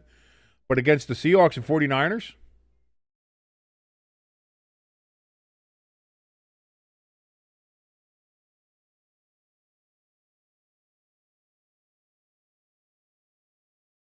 I mean, it's good to have the optimism. Listen, I'm a Giants fan, so of course I'm going to hate on the Eagles, and of course I have no room to speak because the Giants haven't sniffed the playoffs in 4 years now, and even so, we haven't sniffed consistently good football in 15 years. So, ELS, I think you forgot your own rule, ELS. You said that anybody who did that was going to go into a 1-minute timeout. Sorry, ELS. Rules are rules, ELS.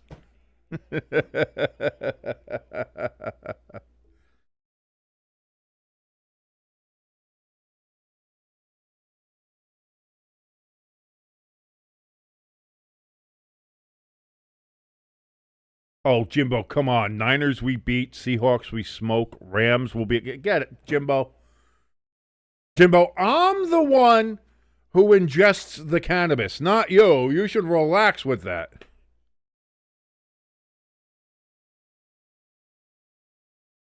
ELS made a reference to 6 and 7, those two numbers together. And he seemed to forget his own rules that anybody who mentions those numbers gets a 1-minute timeout. So, just doing rules are rules, ELS. I'm following you. It's not even my rules. I'm following ELS's rules. Malik Willis, 1st and 10, throws over the middle, wide open, caught down to the Bears' 38-yard line.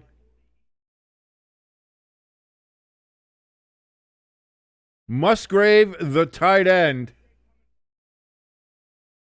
I don't know how the Bears lost a big, slow, white moving thing, but they did.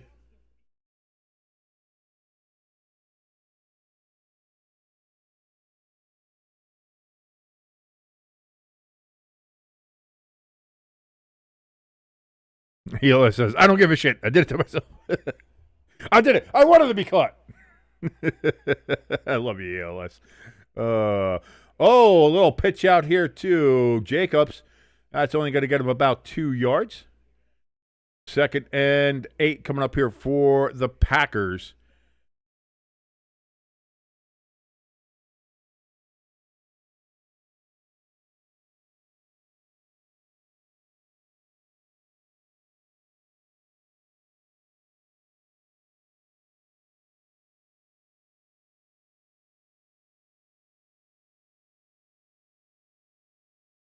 No, I timed him out. You didn't time him out. It didn't say you timed him out. It says Stay Tuned Sports timed him out.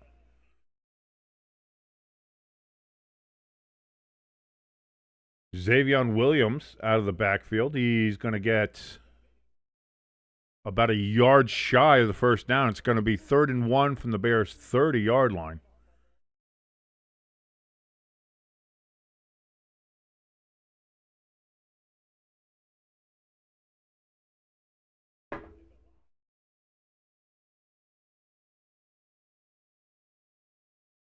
Play clock under 15. Ball is set. Play clock under 10. Malik is under center. Play clock under 5, 4, 3, 2, 1. They do get the play off. Play action. Malik looks, throws. He's got Musgrave's first down, out of bounds. First down, Packers. Packers got 1st and 10 down at the 25-yard line of the Chicago Bears. Yeah, Jimbo, you're Jimbo ST Sports. You're not ST Sports. Yeah. The main channel, the one I'm broadcasting from, the one I have to type from is ST Sports. Stay Tuned Sports. You're Jimbo ST Sports.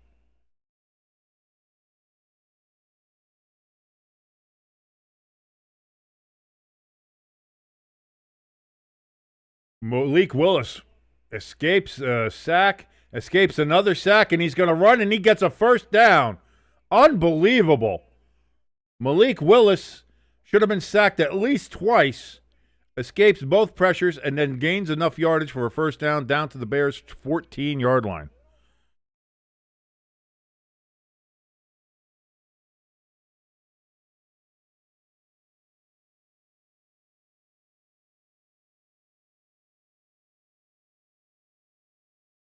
And we've got an injured Packer on the field.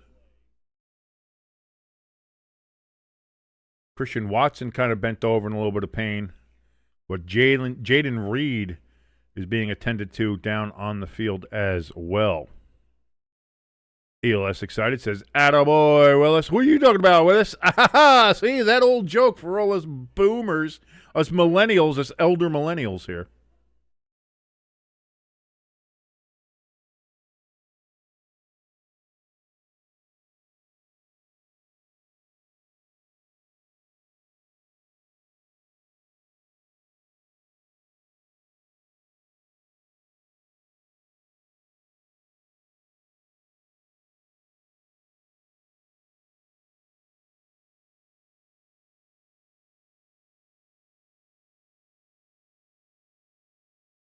ELS says, "Man, not Reed again." Yeah, he seems to be down right now.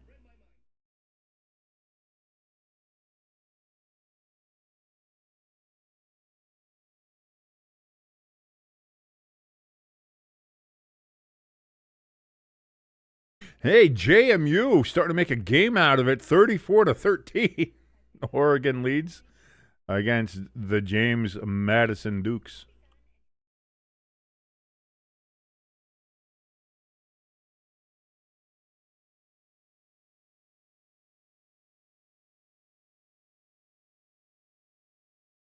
By the way, concerning the Giants game, this comes from Minnesota. The Minnesota Vikings charter plane experienced mechanical issues shortly after takeoff Saturday and returned to the Minneapolis-St. Paul International Airport. Players, coaches, and staff planned boarded a second.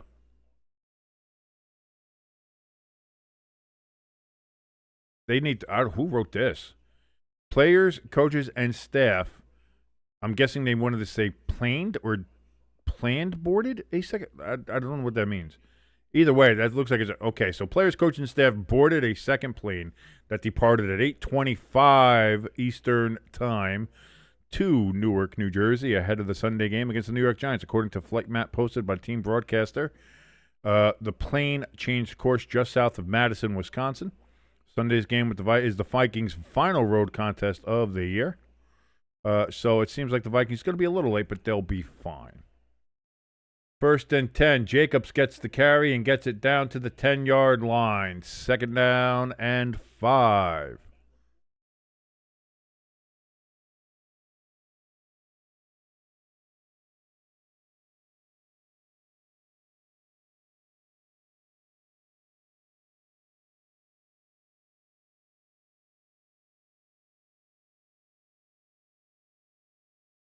Jimbo says, just saying, I think Malik Willis is better overall than Jordan Love.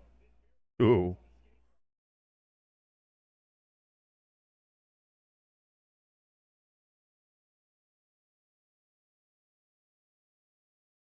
Malik Willis almost gets to the 1st down marker. He's going to be just shy. Gets down to about the 5. It's going to be 3rd and 1 from the 5. Crafty in the chat says, Packers logic. Let's name our weaker quarterback the starter, so opposing teams injure the wrong player. It's 4D chess, baby.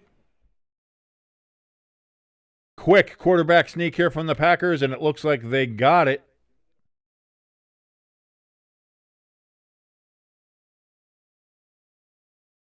No tush-push needed for the Packers. Just straight-up quarterback power, as you could tell there. Malik Willis, just a powerful quarterback. Guy's got legs skinnier than the toothpicks I use.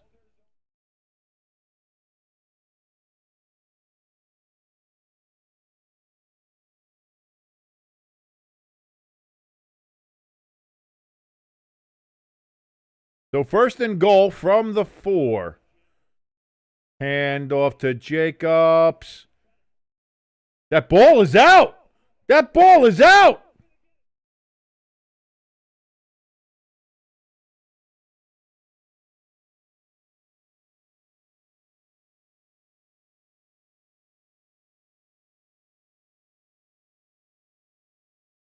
I saw Jacobs come out of there with nothing in his hands. That's Bears ball. The Bears seem to think they have it. Of course they do.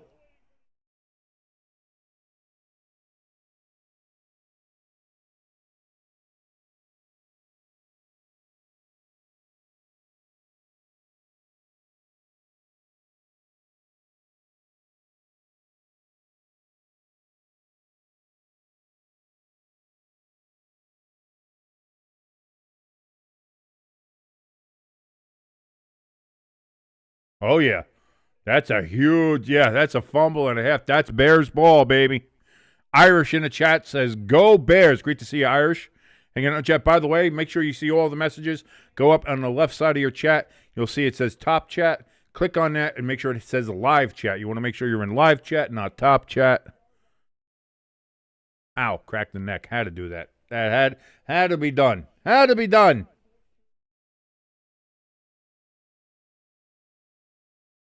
I saw Jacobs coming out of there, and it looked like he didn't have the ball, but I saw nobody reacting.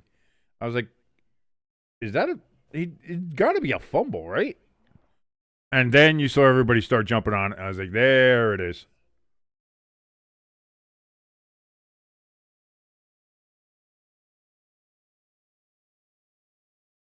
Crafty says ELS just jinxed his team.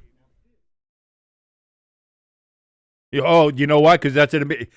I missed this while the fumble was happening. ELS in the chat says, well, I'm not nervous anymore for now. Uh-oh. Perhaps you spoke a little too soon, ELS. Perhaps just a little foolish, a little foolhardy to already have taken that relaxing breath, as the Packers now have fumbled on a goal-to-go situation and have given the ball back to the Chicago Bears. Oh, no. Irish says, that's called the Irish roll.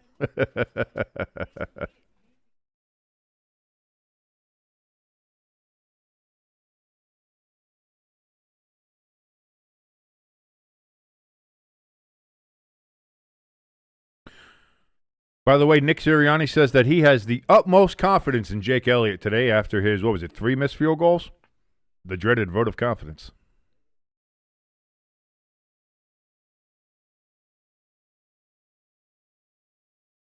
Jimbo says, this is a sloppy, wet, muddy-ass game.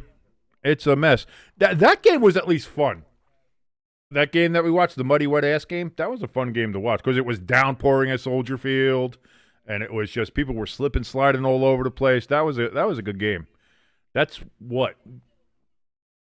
13 years ago now almost? That was Bears-Cowboys, I think.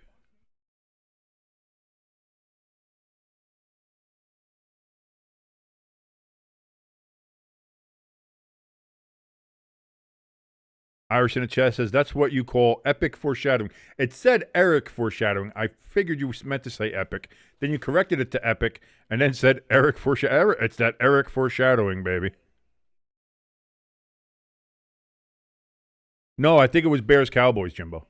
I think that game was Bears. Either way, Bears ball, 1st and 10 from the 2-yard line, actually. Handoff to Monangai. He's going to break loose here. He gets a first down all the way up to the 15-yard line. Oh, you can give it to me. You don't want to come on? You don't want to come on screen? Come on the camera. Everybody wants to see you. Say hi, Pepper Jack. Pepper Jack. I have a little piece of Pepper Jack birthday cake here. Her birthday was earlier in the week. Having a little piece of cake. Have a little cake on the air. That's fine. We're celebrating. We're towards the end of the NFL season here as well. That's good cake. Plus, I made it, so.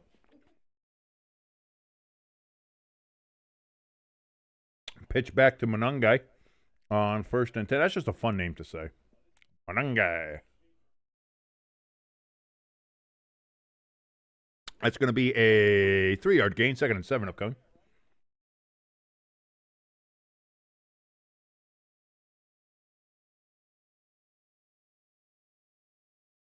Jimbo says, oh, that was a Cowboys game? I always associate it with Bears-Packers. No, because you think about it, for some reason when you think of Bears, you always think of Bears-Packers.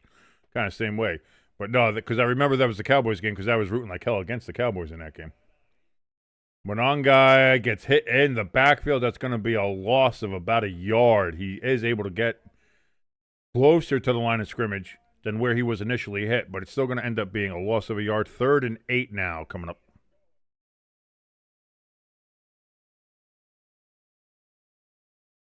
Kenneth in the chat says, hi, Pepper Jack. Crafty says, what a shitty graphic on Fox. I missed what that was, but. Caleb back, looks, throws. It's going to be caught by DJ Moore, and he's going to get up to about the 22-yard line, but he's going to be short of the first down.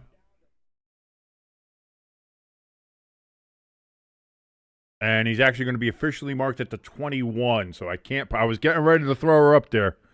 But they say the ball's spotted at the 21, so I can't put her up. We are a society of rules.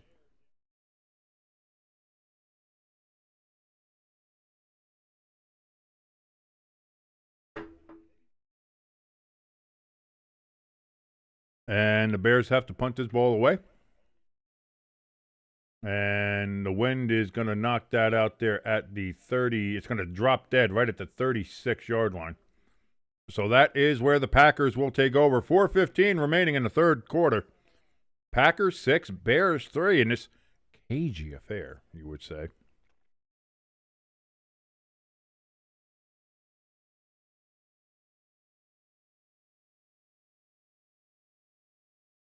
Irish says, I'm celebrating too. I've only had 3 players go in my fantasy league, but they were Puka, JSN, and now Saquon Barkley. I'm going to win. There you go.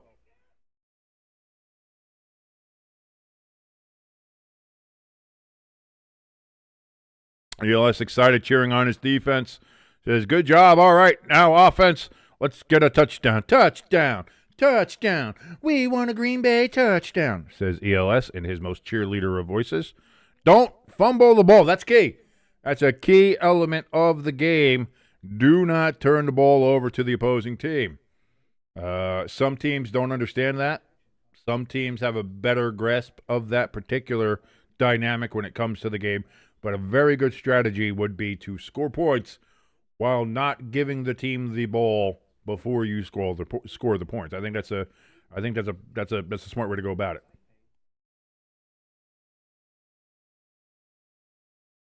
I'm just enjoying this cake and a cup of coffee. Anything better? And on the night, then on a nice late Saturday night, nice good piece of cake, a nice cup of coffee. I don't think you beat that.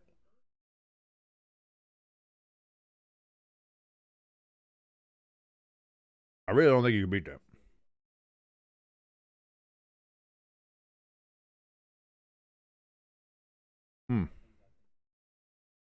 But King, you're diabetic. You're not supposed to be eating cake. Very true. One, it's a very small sliver. Pepper Jack is very on top of that. So, today's my cheat day. Today's the day where I get to have a couple of carbs and, things like that. So, have a little cake. It's a little cheat day, a little cheat day treat. Right? Shut the fuck up. I'll do what I want. Irish in the chat says, hey, did you know that if you score more points than your opponent, you will win the game? Depends. Depends on what the officials let you do.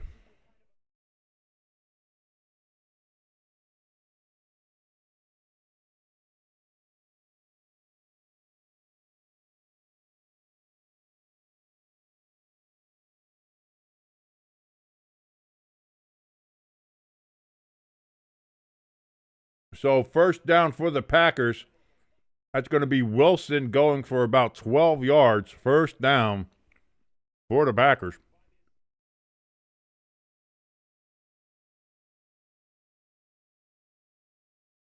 It's going to be 1st and 10 from the Packers' own 48-yard line.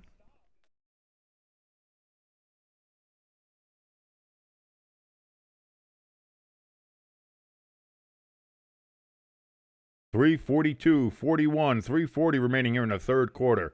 Malik Willis in for an injured Love, out with a concussion. Reed, he's going to go turn up the right side. He's going to get about 5-6 yards. They're officially giving him 6 yards on that gain. 2nd and 4 coming up from the Chicago 46. Jimbo says, what games tomorrow? I'll be in New York for a couple hours, but I need content while I drive. We'll be doing the Giants and Vikings at 1. We'll be doing the Jaguars and Broncos at 4. And, of course, Sunday night will be the New England Patriots at the Baltimore Ravens. So we'll have 3 games for you tomorrow. And we've got flags here.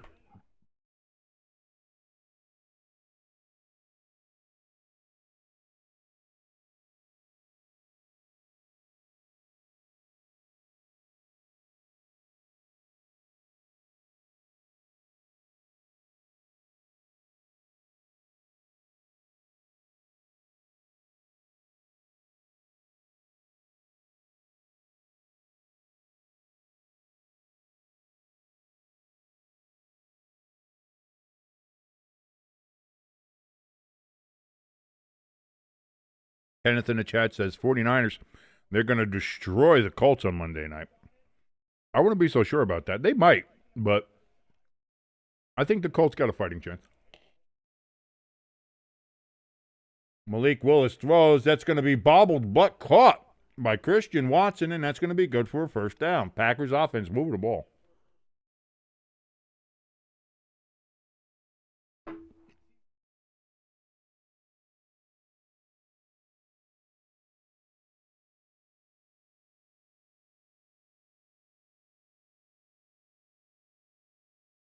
Malik Willis has been very good here for the Packers, leading these drives outside of, not getting fourth downs and fumbles by their running backs. He's played very well in this game. Hand off to Wilson. He's going to get that up to about the 35-yard line. They're going to say 36. 2nd and 5 coming up here for the Packers.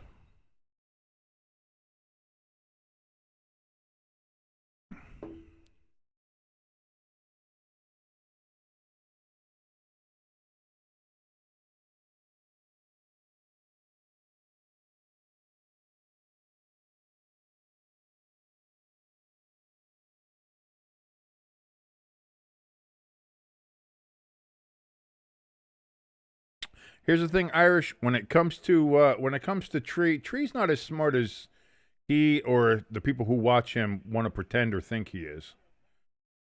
Wilson, he's going to gain about 3 yards. It's going to be 3rd and 2 coming up here from the 33.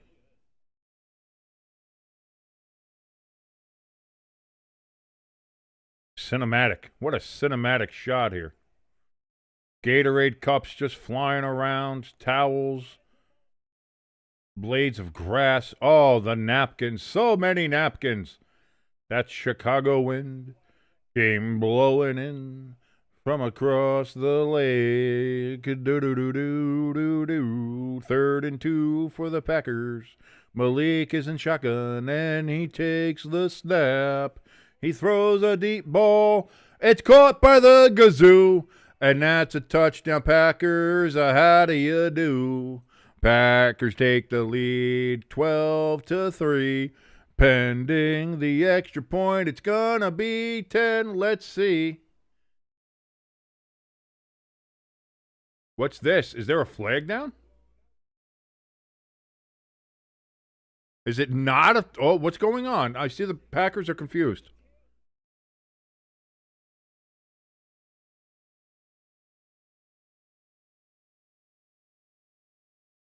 Touchdown's good. They threw a flag for taunting.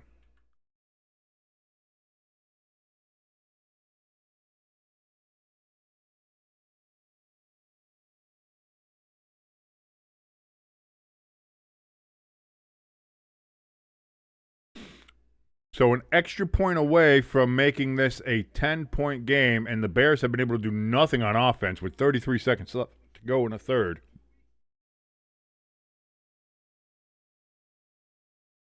And because of that, this makes the extra point very long in very windy conditions, so there's no guarantee that this will go through the uprights.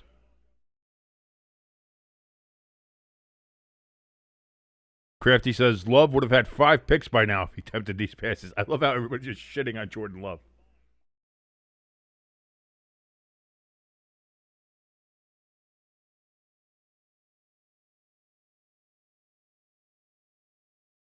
Eli says, I might be wearing a Christian Watson jersey. I would love to have a Watson TD. Well,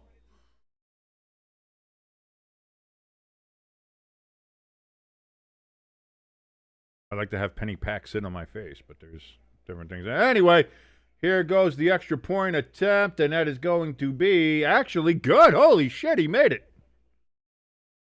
So it's in 13-3. The Packers extend their lead over the Bears. The Bears find themselves now in a 2-possession hole. You never want to find yourself in a 2-possession hole. You don't mind if you find yourself in 2 holes in a night, but 2-possession holes, that could be a problem.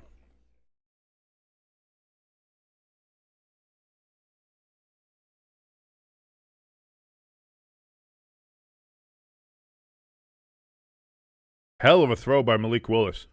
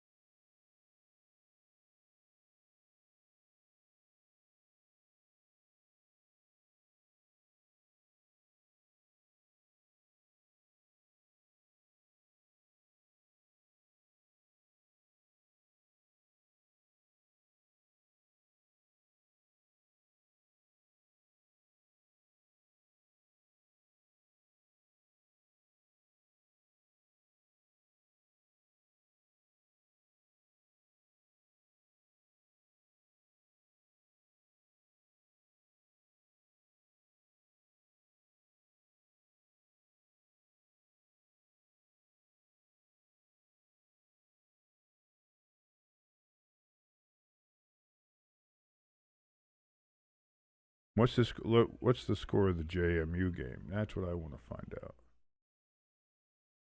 Let's see.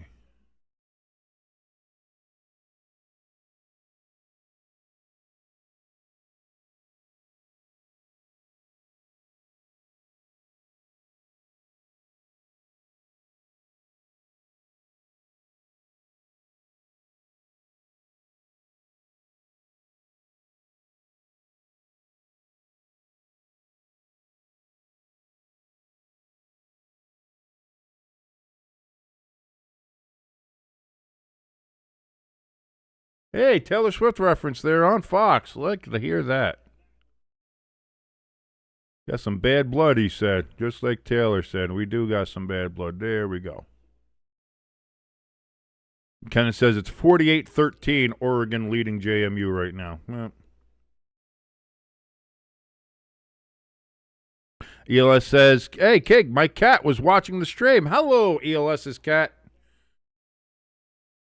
It's good to know that not only ELS watches us, but ELS's pussy watches us as well. Thank you very much. ELS says, hey, College Football Playoff Committee, there needs to be a full-on tear down and restructure of all of college football. Get rid of the conferences. Like I said, I think my plan that I posted in a Discord a while ago was very good. Holding on the Bears on the return. Number 22 got called for the hold, so there we go. How you doing, Ted? Because she's been mentioned a couple times now. So like I said, I think it should be. You have seven permanent divisions based on region. You know, Northeast, Atlantic, Great Lakes, Southern, Midwest, Texas area, the Southwest area, Western, Pacific, that kind of shit. And then you have 7 of those permanent, which is and 10 teams each. So you have 70 there. And then you have a promotion relegation division of 10 teams where like the top 4 are guaranteed every year. And then after that, you have a second division, like a Division 1 AA or whatever. And the winners of those divisions go into a playoff with the 6 teams from the Pro Rel division, and those are kind of like your secondary playoffs or secondary bowl games, if you will. And whoever wins those gets promoted or gets to stay up in the Pro Rel division. Everybody else stays or gets put down into the secondary division, and I love that idea. I think that's a great idea to do. But we'll see. You'd have to. It changes so many things. You'd have so many of the conference bosses be out of a job, so they would say, no, that's not going to happen. You need somebody to come in with the authority to say, we're changing it, we're getting it done, shut up. Like, it would take probably an act of government to do it, and I don't know if anybody's going to have that ability to do that, but there needs to be something that you can sit down to Greg Sankey's, you can sit down to Delaney's, you can sit down to everybody who's in charge of, or I don't even know if he's in charge of the Big Ten anymore. Whoever's in charge of the Big Ten. You tell these assholes, sit down, shut up, this is what we're doing. You change the structure of everything so you have no tampering until the playoffs are over and the championship's done, at least 2 or 3 weeks until after that's done. No portaling before then. No coaches can leave or be talked to before then. So got to set that up. You have to have some kind of like contract, some kind of like guarantees, like, hey, listen, if you're gonna do an NIL deal and you're gonna go with this team, like you can't transfer for like 2 years or something. Like you have to maintain something like that. The constant jumping and portaling, there needs to be guardrails and safeties on that, on the NIL, on the coaches jumping and leaving, on all there needs to be a top-down restructuring of college football. It needs to be done. By the way, we've reached the 4th quarter, ladies and gentlemen. You know what that means? Get the 4s up in the air because we're here for all 4 quarters. Right now, the Packers lead the Bears 13-3. Get those 4s up in the chat any way you want to. You get them up with the regular 4s. You can get them up there with the Roman numeral 4s, 4 tally marks. You want to do superscripts. You want to do emojis. However you want to get the 4s up, get the 4s up because we're here for all 4 quarters. Thank you for joining us here on Stay Tuned Sports. If you like anything about this channel, not sure why you would, but if you do, Hit that like button. Helps us out tremendously. Hit that share button. Let the world know that we exist. And, of course, if you haven't yet, please hit that subscribe button as we're on the road to 1,000 subscribers and being monetized here on this wonderful platform known as YouTube.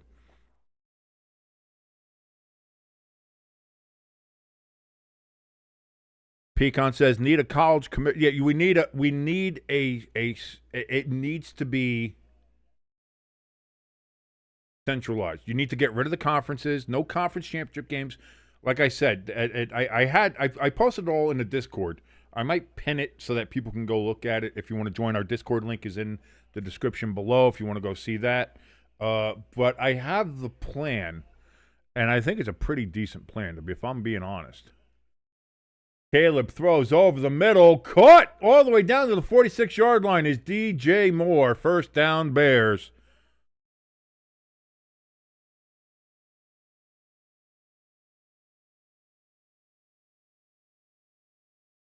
And then what you have is the winners of the divisions. So that's 8 teams. They're automatically in. No division championship games or anything like that. End of the season, because each team gets to play every other team at least once in their division, and then you have 3 games that you can schedule against teams from that top division, from those other 7 divisions, wherever that. You can't do anybody from a lower division. You can't do anything like that. And so, I mean, you'd have a game against everybody in your division, so there would be tiebreakers already set in there. So you have the winners of the divisions, those top 8 get in, and then the second 8 best records, regardless of division, they would get the wild card bids, and there's your playoff. 16-team playoff. It all works out. Everything's fine. DeAndre Swift on 2nd and 1. He's going to get the first down and gets it up past the 40 down to about the 40. Oh, I'm sorry. It's going the other way. It's down to the 38 of the Packers. First down, Bears.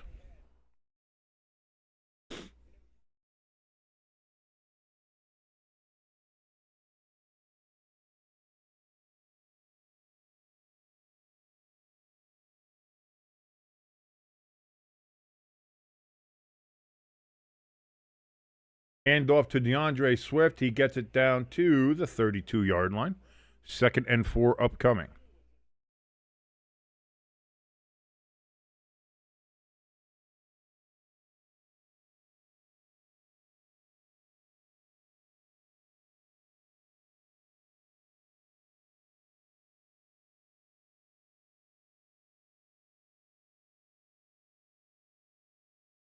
Yeah, Kenneth, it is a cold-ass game there in Chicago. The wind is not helping, I'm sure. Loveland in motion here for Caleb on 2nd and 3. Hand off to Swift. And Swift's got a first down and more down to the 24-yard line. 1st and 10 Bears. Decent drive here to open up the 4th quarter.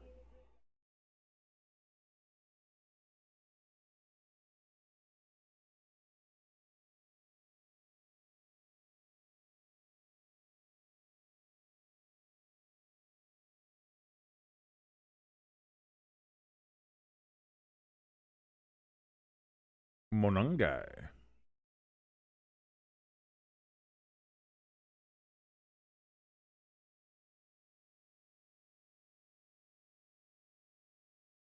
Caleb Williams escapes the pressure, does a couple spin moves, still can't find anybody open, throws out of bounds, incomplete, 2nd and 10.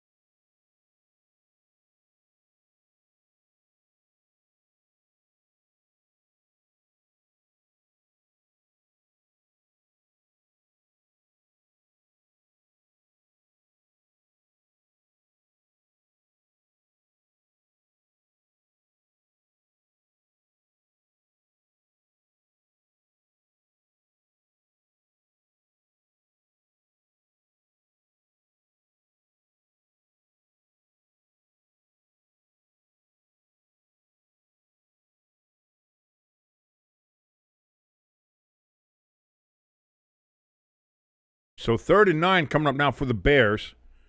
from the Packers 23. Got to get to the 14. Caleb Williams in shotgun.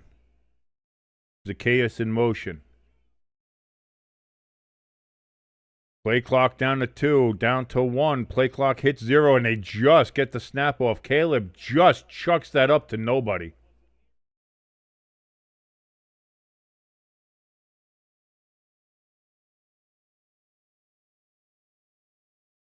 And now they're going to throw a flag for intentional grounding because he just threw that up there to nobody. It wasn't out of the pocket, wasn't near a receiver, wasn't anything. That was just, I don't know what was going on there, but Caleb just had to throw that out.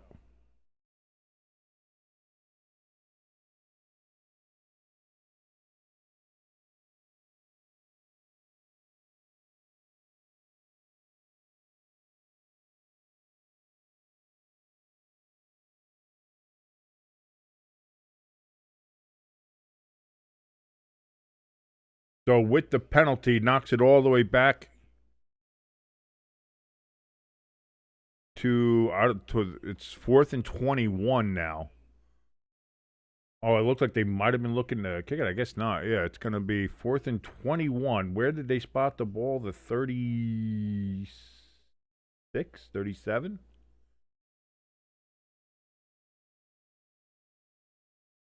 And that wind is just shaking the goalposts. This is going to be a long-ass field goal attempt. It's going to be a 51-yard attempt in this crazy-ass wind. I am not holding my breath for this one. It's spotted at the 33.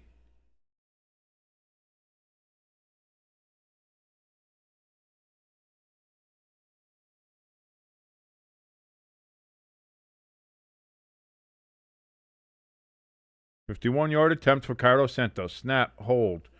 That kick is up, and holy shit, it's through.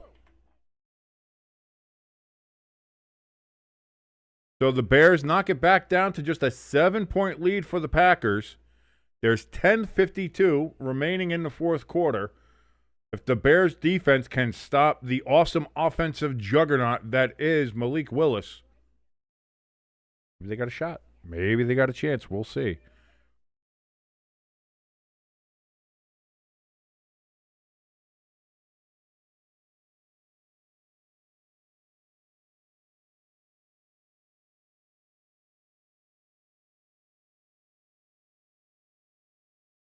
ELS is excited. Says, good job, defense.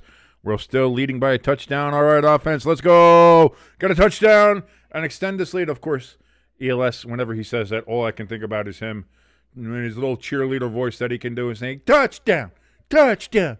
We want a Packers touchdown. 1st and 10. Do it again. 1st and 10. Do it again.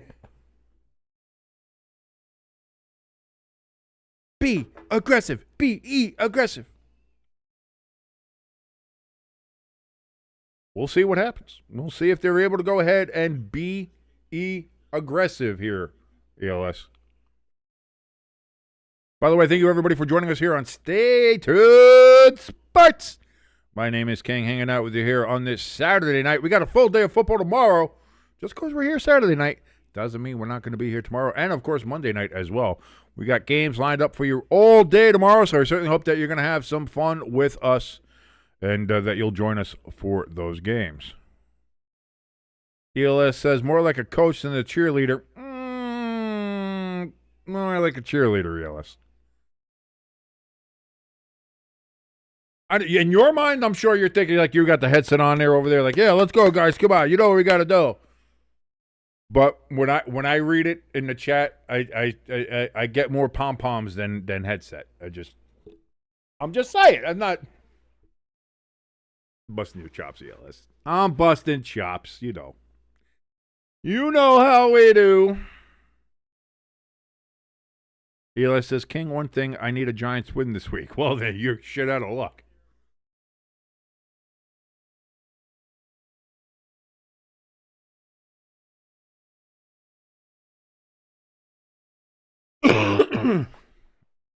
So here we go, Bears. Got a holder out there.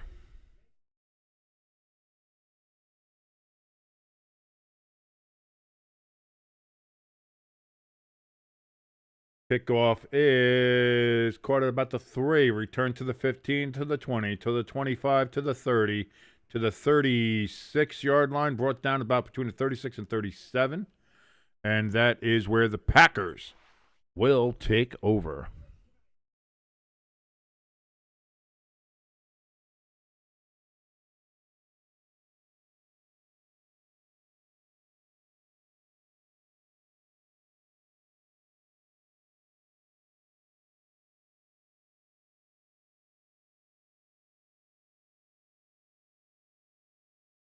So Malik Willis now steps onto the field at the 37, 1st and 10 for the Packers. Malik steps back, looking, can't find anybody, escapes the pressure, slides down at the 41. They're going to mark him down. And a late flag comes in.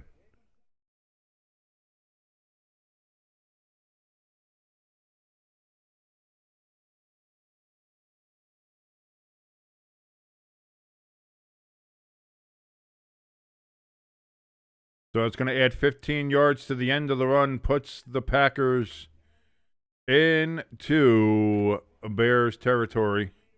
1st and 10 from the Bears' 44-yard line. Bears just shooting themselves in the foot here.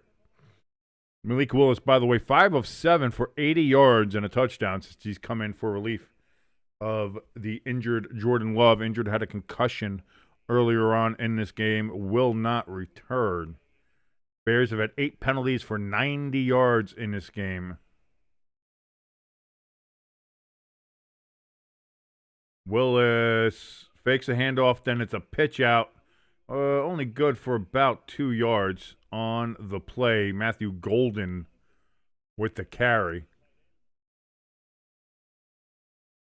2nd and 8.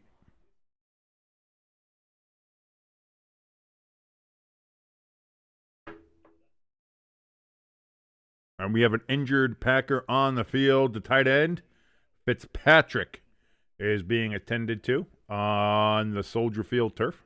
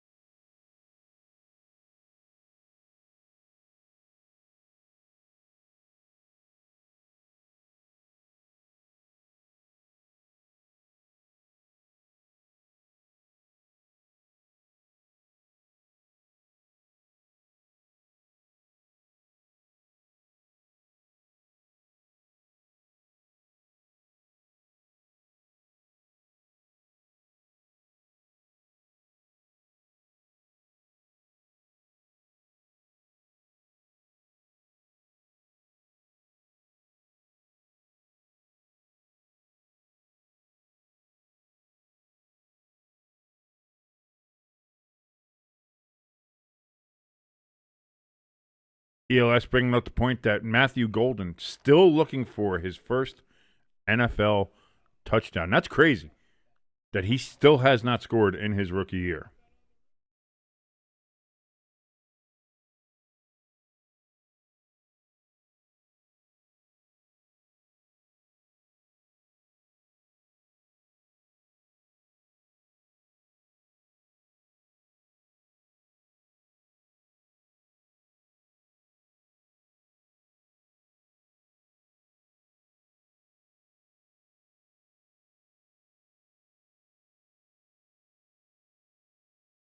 Oh, no. They're saying it's a non-contact here. Oh, yeah, he just went down. That might be. Oh, God. You don't want to see that. Tired of seeing that. Tired of seeing that. Oh, by the way, it is Packers ball. I don't know why I still had it on the Bears. Sorry about that, everybody.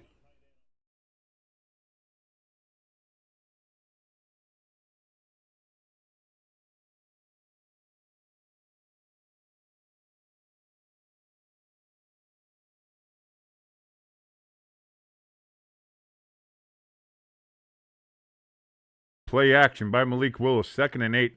Can't find anybody. Has all the time in the world to throw the ball, though.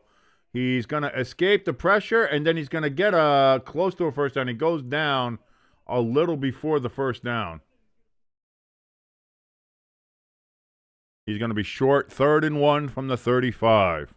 Just the protection that he had on this particular play. He was there for 10 seconds before he finally broke the pocket and decided to run. This Bears defense getting no pressure whatsoever on Malik. That brings up the fact that, yeah, we're running low on tight ends.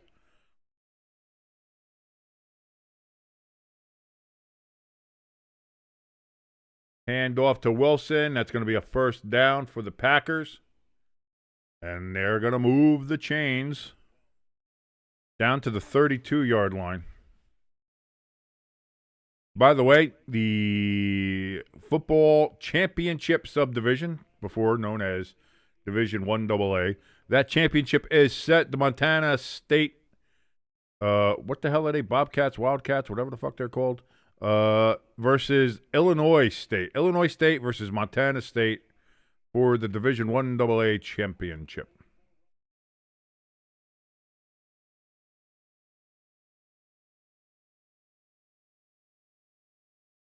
Hand off to Wilson again. He's going to get 4 yards.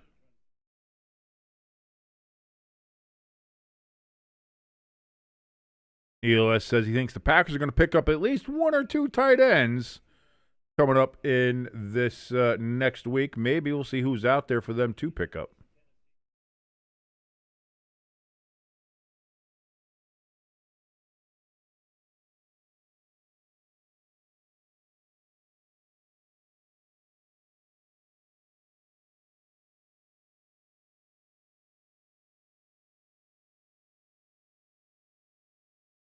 Wilson up the gut. He's going to get that down to about the 15-yard line. Another first down.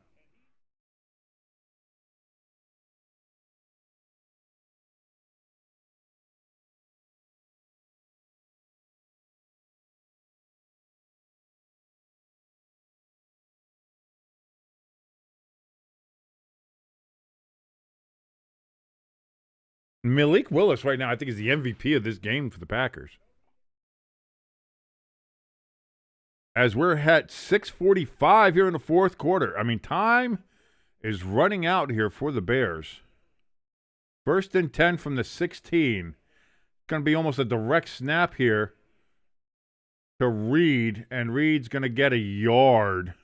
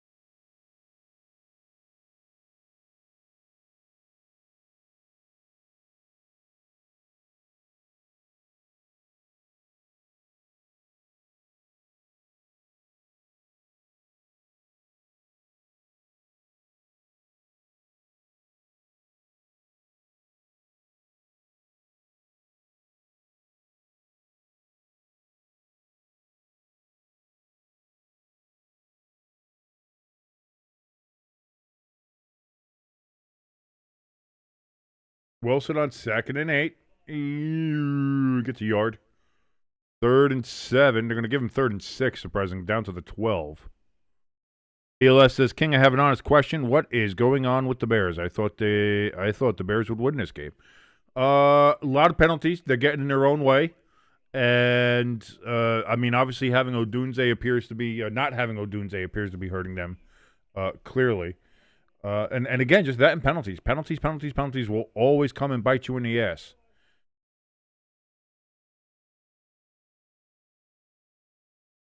If I'm being honest, penalties will always come and bite you in the ass. You got to minimize penalties. Gets to Reed on the outside. It's going to be short of a first down, but it's going to be down to about the 9-yard line. 4th and 3 from the 9.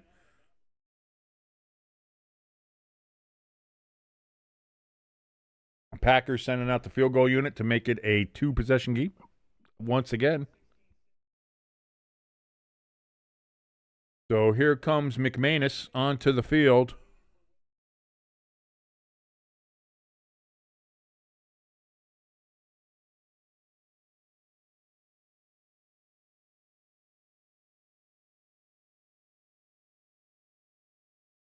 $28-yard kick. Snap, hold, kick is through.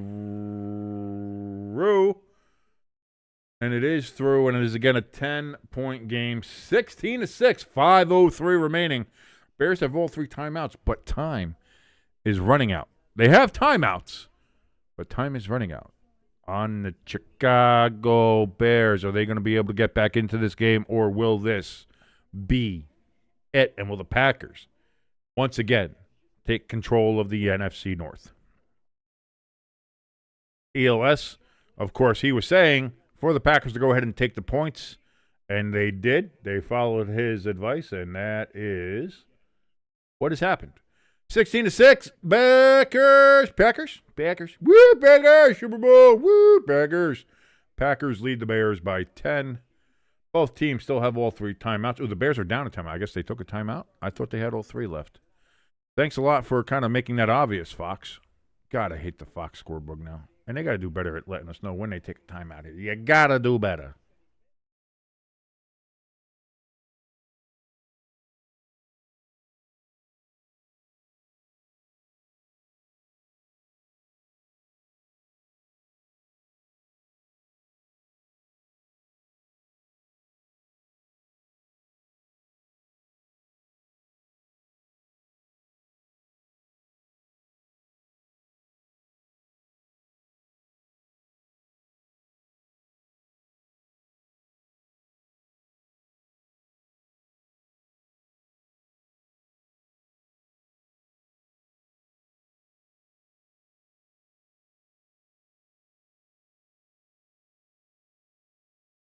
Kick is away. I feel bad. The chat kind of died on us a little bit.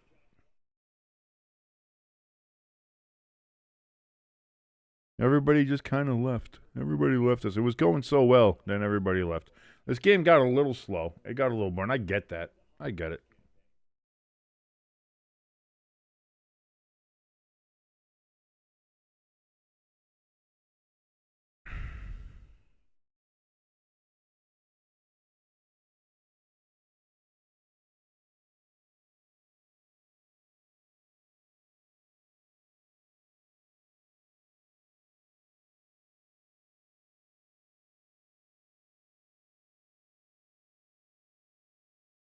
Caleb on first down throws. He's going to complete that. Cole Kmet gets it. Gain of 11.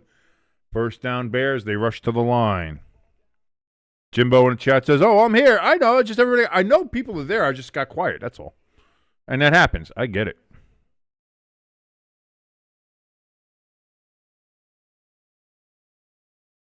Caleb throws over the middle. Dropped. That one was for Monangai, but he can't hold on to it. 2nd and 10. 4:31 remaining. Bears only have 2 timeouts remaining.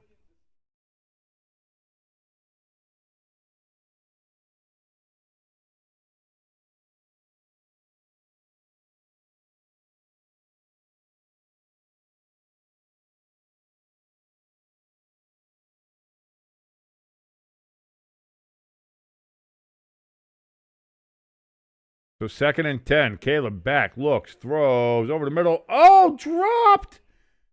Zacchaeus, he was there. I don't know what happened.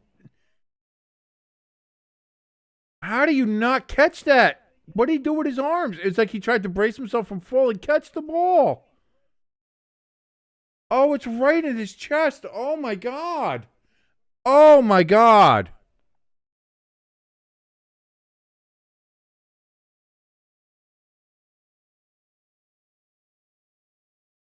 So now 3rd and 10.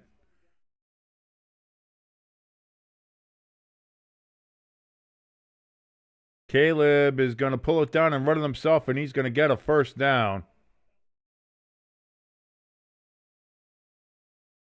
They're going to mark it as a first down. That is where they give it to him. First down, Bears. Crafty says if the Packers somehow lose this game, it's because they squandered a quarter by starting their inferior quarterback. And the Packers are going to challenge whether or not this was indeed a first down.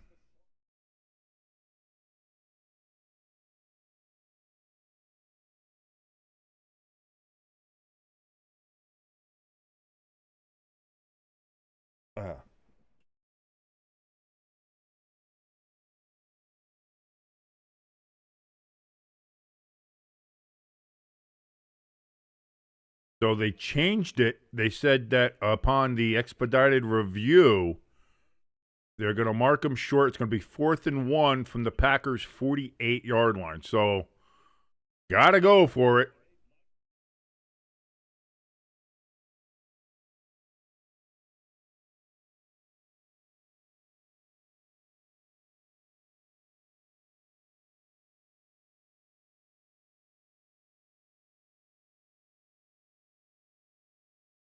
I agree, Crafty. It did look like in real time. I was going to say he might have been short because it's where the slide starts. So, but here we go, 4th and 1. Caleb takes the snap. He's going to look to throw. Then he's going to pull it down and run. He's got it and more. Gets it down to the 36-yard line. 1st and 10. Bears. 3:50 and counting remaining in the game. Bears trying to get back into the game here.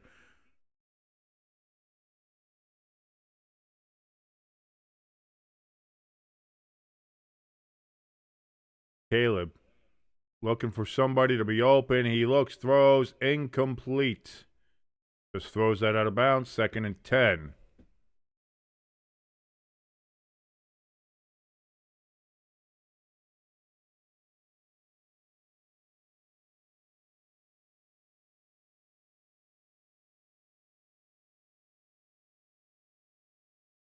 ELS getting a little frustrated with his Packers run defense. Says, come on, run defense. We can't do that. We have to be better than that. Says ELS. Maybe they will be. We'll see. Can they stiffen up like they just saw a picture of Sidney Sweeney? Or will the Bears... Oh, deep over the middle. Incomplete. DJ Moore got rocked as soon as the ball got to him. 3rd and 10 upcoming.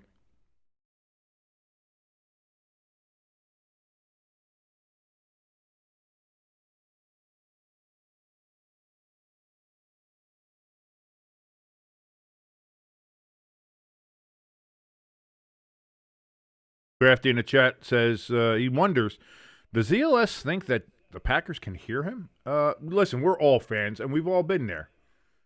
I've been at home screaming at the devil, shoot the puck. We've got a flag down on this play. It's going to be probably holding. Caleb's going to pull it down and run. He's going to reach for a first down, but it's going to be holding against the Bears.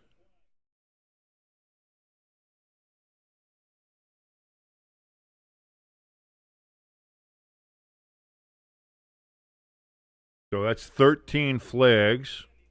So because it's 13, you know what that means. There she is. Every 13 or 22, she's popping up. You know that. Oh, that's right. The Packers had 13. I didn't put her up there. Damn.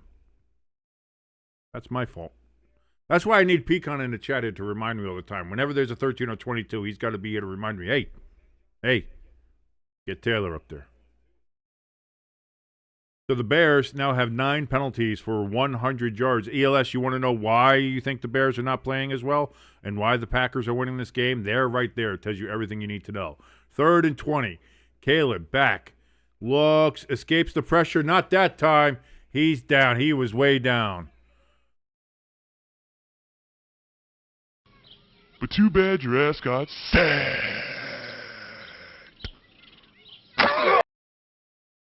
We got a flag down. Oh, it's a face mask on the Packers. Oh, that's going to be a 15-yard and a first down. The Bears are still alive. So it's not a sack. Take the sack off the board. And that's a huge mistake from the Packers. Oh, no.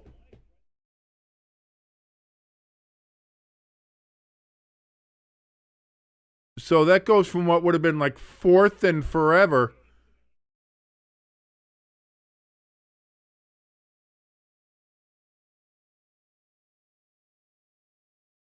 And now it gives the Bears 1st and 10 from the 31, 3:11.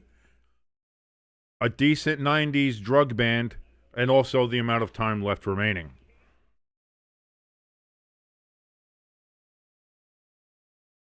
Oh, that's 14 flags now, so I got to take her down. Deep pass, incomplete.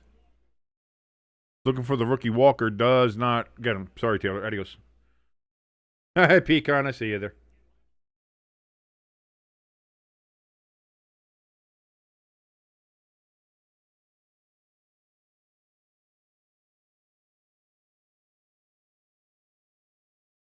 Romo Dunze with his 1970s full fucking fro in action on the sidelines.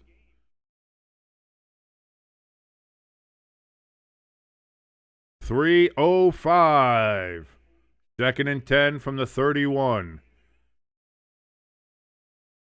Caleb takes the snap, throws to Monangai. And it's a gain of about 6 on the pass. 3rd and 4. Clock is ticking. 2:51, 2:50, 2:49. Snap is taken by Caleb. Throws. Caught by Loveland. That's going to be a first down. We have a flag down, however.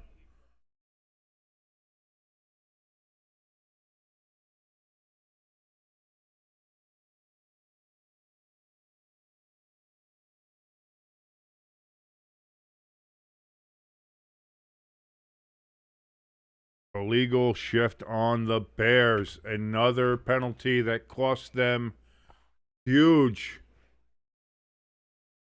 They had a first down, and now they do not.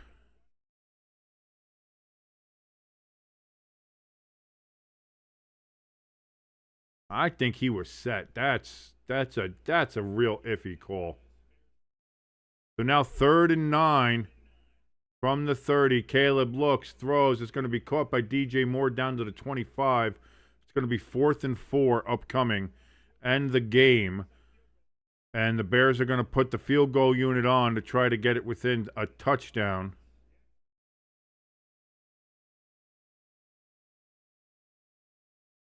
You can't take your time with this one. You can't do it. You only have 2 timeouts. 2:15, 2:14, 2:12, 2:11, 2:10, 43-yard attempt. 2:06, 2:05, 2:04. They got to kick it. Come on. It's going to be the 2-minute warning. Kick is up, and it's good, but it's going to be past the 2-minute warning. And that is that they took far too much time getting a field goal unit out there. You had to do a fire drill, and they didn't. Oh, what a critical mistake from the Bears. Unbelievable. You needed to get that kickoff and have the clock stop before the 2-minute warning. You had to kick that ball off with there still before the 2-minute warning so that you could get the stoppage and clock on the first down. And then you would still have your 2 timeouts to work. Now you must be planning for an onside kick. You'd have to go for an onside kick now.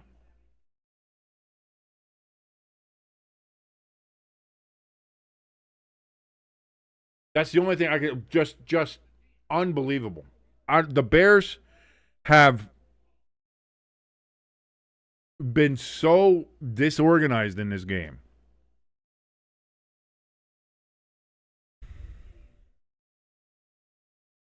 Crafty says Santos is the only Bear that showed up, but I mean it's I don't know. Pecan says the Packers own the Bears. I got to tell you, Santos came to play, but that field goal unit has to get out there faster. That has to be a fire drill. You have to you got to use that 2-minute warning and say like that's zeros on the clock. We got to kick that ball. That ball needed to be kicked, hit by Santos's foot with like 2:08, 2:07 left. Instead, he kicked it when there was like 2:03, which then by the time it goes through the uprights, there's 1:59. Now you're fucked.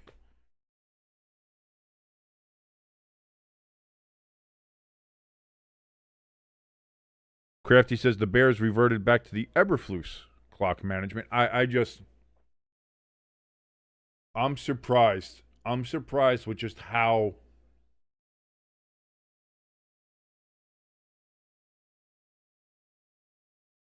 I don't know. I don't know, man.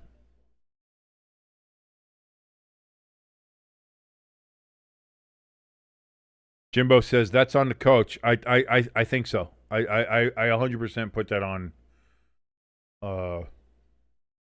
Ben Johnson.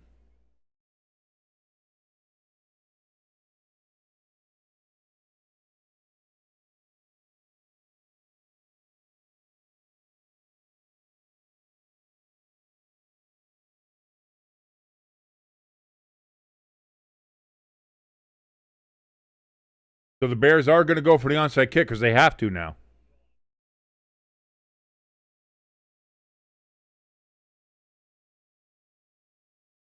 Oh, it's loose. It's loose. It's loose. It's loose.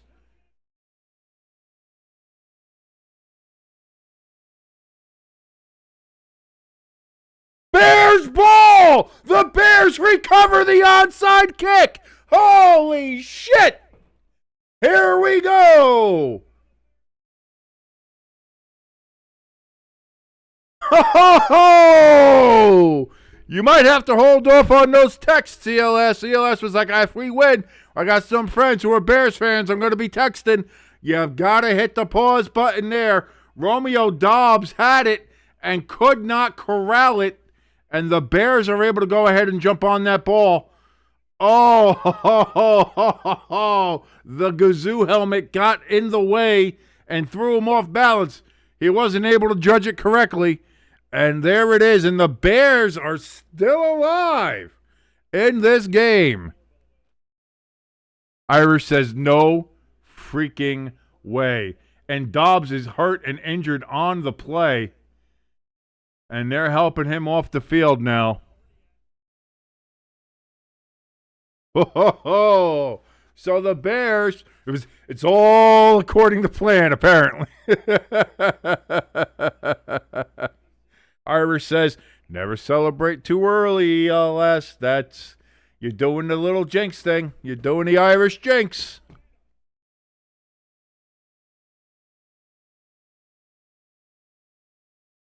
Crafty in the chat says, if Balloon Head is the reason the Packers lose this game, it will just be the icing on the cake. So Bears ball on the 47-yard line, their own 47, throws to Kmet. Kmet gets it down to the 50. 2nd and 7 from the 50 for the Bears. Clock is at 1:42, 1:41, 1:40. Loveland in motion. He is set. Snap at 1:33. Caleb looks, throws over the middle, gets it to Loveland. First down, gets it down to the 40 of the Packers. 10-yard gain, first down, Bears. Irish says, if the Packers lose, I'm going to blame ELS. Caleb Williams takes the snap, throws over the middle to Swift. Swift is going to cut up, gets about 8 yards. 2nd and 2 from the Green Bay 32. 104. Bears are going to use their second timeout. Get a breather with 104 remaining. 2nd and 2 from the Packers 32. Jimbo says, don't worry, the Bears are going to bear. Lloyd says he's got the Bears. We've got some contrasting opinions in the chat room here. We've got some people saying the Bears are still going to find a way to screw it up. We got some people saying the Bears feel like they've got Big Mo on their side. The momentum has indeed shifted to the Chicago side of the field, much like the winds coming off of Lake Michigan. Oh, will this be one of those great games? We just had one on Thursday. Will this be another one? Caleb Williams back, throws deep over the middle, caught! Down to the 12-yard line, DJ Moore. First down, Bears. And they are at the 12. The ball is set. Clock is ticking. 50 seconds, 49, 48. Bears get to the line. Caleb in shotgun. Caleb takes the snap. Back, looks, throws. That's going to be caught out of bounds. Stops the clock, does Loveland at the 7-yard line. Second and actually they're going to say he's out at the 6. I thought it was at the. It looks like the ref marked her at the 7. So it's either 2nd and 5 at the 7 or 2nd and 4 at the 6.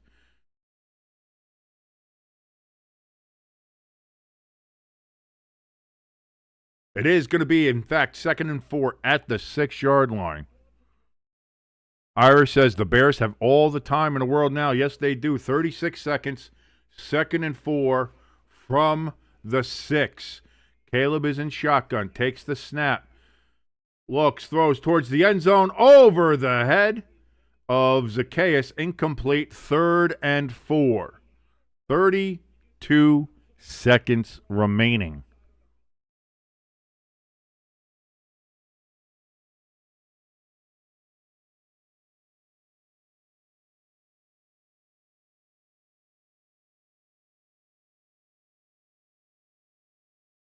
Caleb in the huddle, calling the play. We see Malik on the sidelines. 3rd and 4 for the Bears. They can get a first down at the 2. DJ Moore in motion. Caleb looks, throws towards the back of the end zone. He was getting rushed. That hit the goalpost, incomplete. And now, one play to decide the game, 4th and 4. Will the Bears have a chance to tie it with an extra point, or will the Packers win as the Bears will fail to make a touchdown? Make a touchdown point. Can the Bears make a touchdown point here? We're going to find out. 28 seconds. 4th and 4. Caleb in shotgun. Loveland in motion. Caleb takes the snap.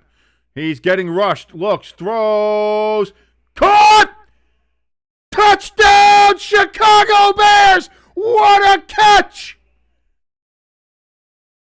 Ja'Day Walker in the back of the end zone. It looked like Caleb was throwing that away as he was getting rushed. What a hell of a catch! Oh my God!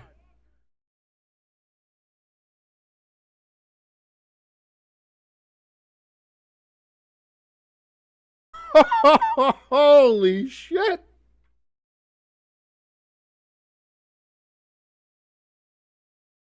Snap, hold, kick is up, and it is a tie game. We didn't know if the Bears were going to go for 2 in the win.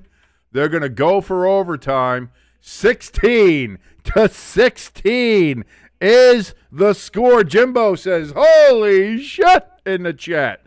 Lloyd says, the Bears. Oh, I do still have the challenge up. I got to get that down. You're right. Sorry. Whoops. Thank you very much for that, Lloyd. Irish was like, go for 2. Oh, wow. Wow, wow, wow.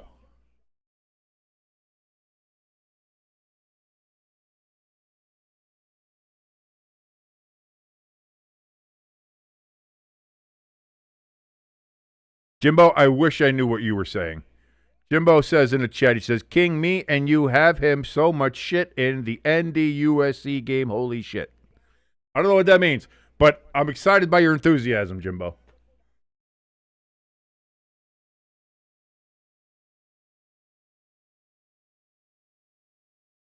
Lloyd, channeling his inner bender, in the chat saying, bite my shiny metal ass. So the Bears kicking this away now to the Packers. Again, this all happened because the Bears recovered an onside kick after they got a field goal that was fumbled by Dobbs. And now they've got the secondary balloon head back there with the Great Kazoo helmet. As Dobbs appeared to be injured. I don't know if he's going to be back in the game or not.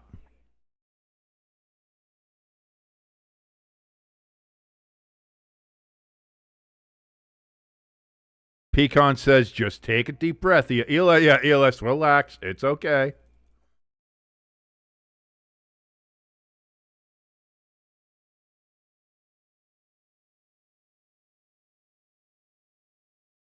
Hi, Pepper Jack. Sorry, I got loud. It's a very exciting game. It's a very good game. You missed a very good game, Pepper Jack.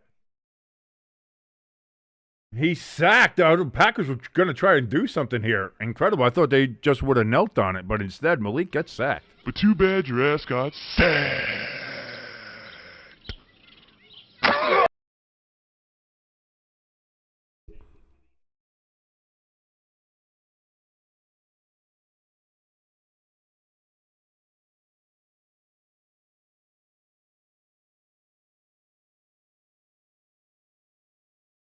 Crafty says ELS needs to start predicting the Bears to win so the opposite can happen.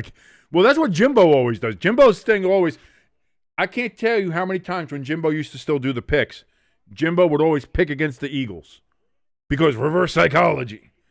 If I pick against the Eagles, then the Eagles will win. All the time, forever. That's all Jimbo ever did. Jimbo very rarely ever picked the Eagles to win a game.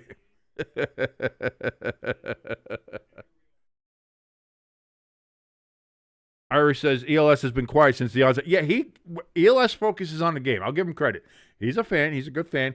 He focuses on the game, and especially when it seems like things aren't going the Packers' way, he very, very focuses on the game and doesn't have time to come into the chat. If things are going well, he can come into the chat and talk a little bit. He gets a little bit more relaxed. But when things aren't going as well, he's got to focus in on the game. So I understand that. I get it. So the Bears won the toss. They are kicking first, obviously, as you would want to do. And now we're going to find out what happens here.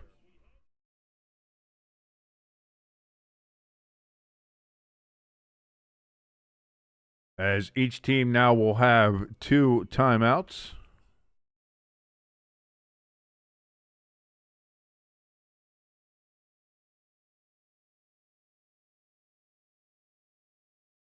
Irish in the chat says, yeah, I always pick against the Texans. So I always pick against the Giants, but there's a legitimate reason for that because the Giants always fucking lose. The Giants are 2-12. What are we doing?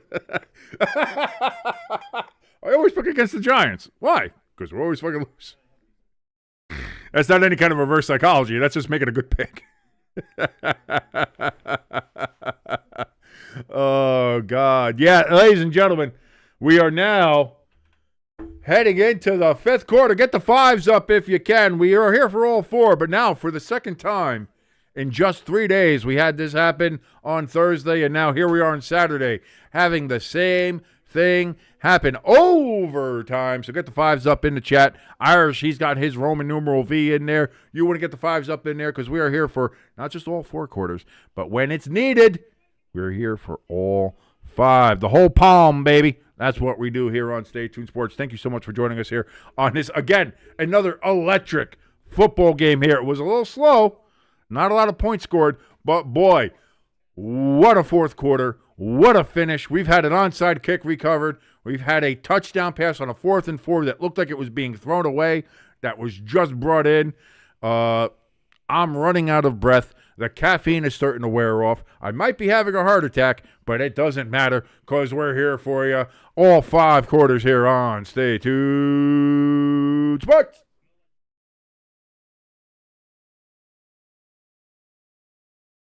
Pecan was indeed the first 5. Pecan, again, is the leader in the clubhouse when it comes to the donations. If you want to help us out here, you can hit that like, share, or subscribe button. Like button helps us out tremendously with the algorithm. I believe I'm not quite sure. Share us around. Hit that share button. Let people know that we exist. That is fantastic if you do that as well. And, of course, if you're brand new here and haven't done so, please hit that subscribe button and the notification bell as we're on the road to 1,000 subscribers. If you want to help us out more directly, we have a link for our donation station and our merch store in the top of the chat and in the description below this video. Yeah, and that last play, which I don't know why they were running, Malik Willis seems to have gotten up a little sore after that sack. Williams, the secondary Gazoo helmet guy, gets it up to the 21-yard line, and that is it.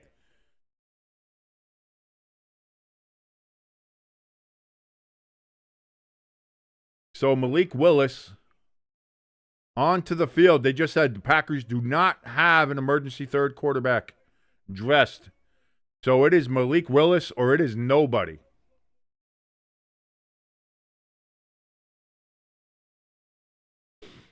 First and 10 from the 21 for the Packers.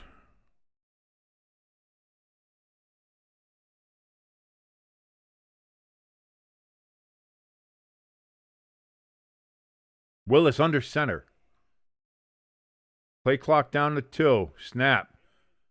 Hand off to Wilson. Wilson gets 3 yards. 2nd and 7 upcoming for the Packers from the 24-yard line.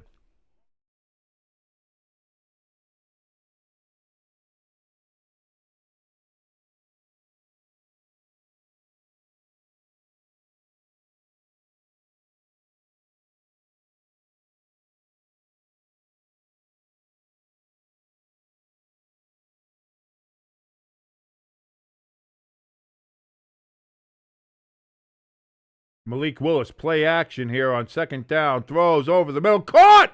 Big pass! Reed gets it all the way down to the Bears' 44-yard line. First down, Packers.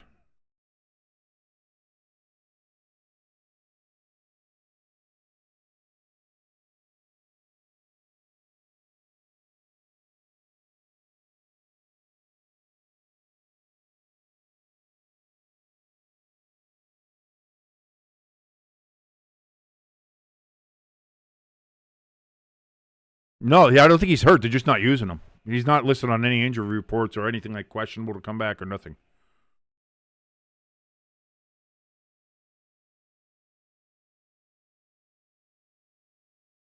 Williams, the Gazoo helmet guy, secondary Gazoo helmet guy, he's going to be, 3 yards?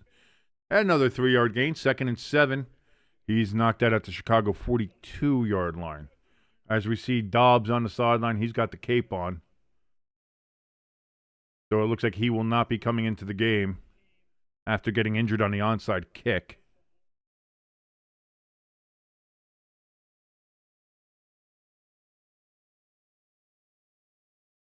But yeah, no, Josh Jacobs, I don't believe Josh Jacobs is hurt. They're just not playing him. Play clock down to 1. The snap is taken by Malik. He shoots that over the middle. That's going to be caught and about a yard short. Dontavian Wicks with the catch.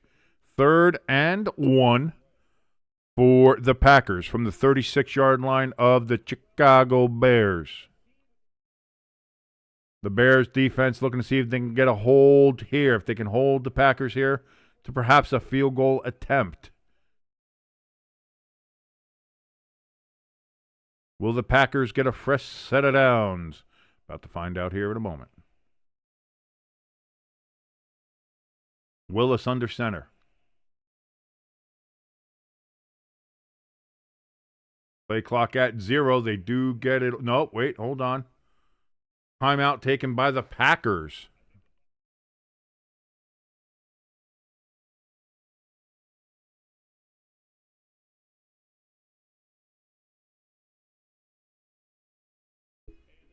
Irish says at this point, Tom Grassi and ELS are going to have to suit up.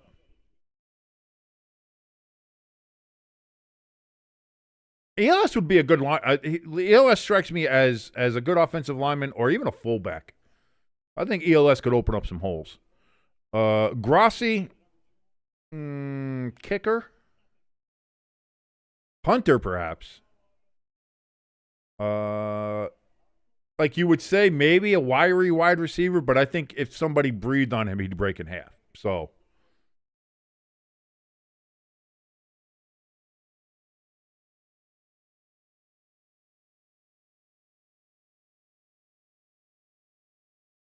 So 3rd and 1. Malik under center. It's going to be a play action. Malik is going to pull it down and run it himself, and he's going to get no gain. No gain. It is 4th and 1. The Bears hold them, and now it is 4th and 1. Does LaFleur kick the field goal, or do the Packers go for it?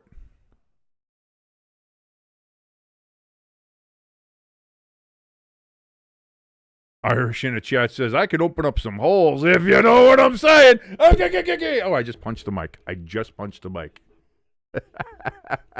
I haven't done that in a while. 4th and 1. Packers are going for it on 4th and 1. Woohoo. Oh, they fumbled the ball. They fumbled the ball. They fumbled the snap.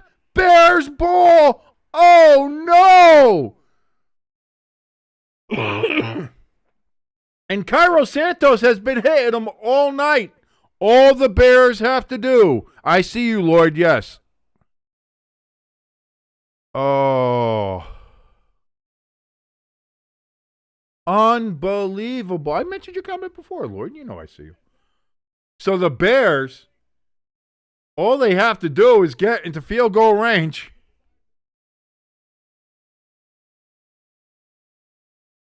Are we seriously about to see 2 amazing comeback games in 3 days? Irish in the chat says, oh, shit. Caleb Williams, 18 of 32 for 204 yards and a touchdown.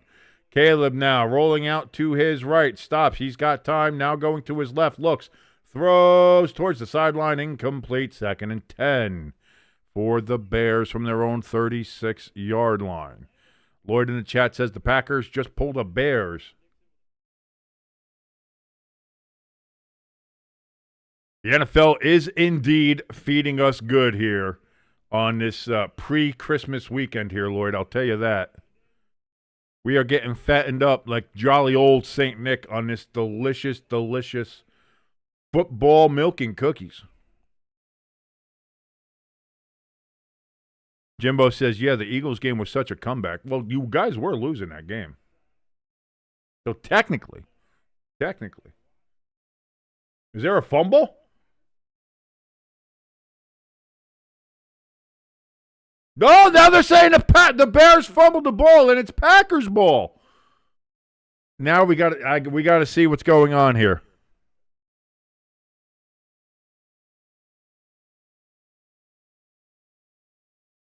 No, his ass is down. He's down. He's way down. Yep, that's not Packers ball. That is not Packers ball.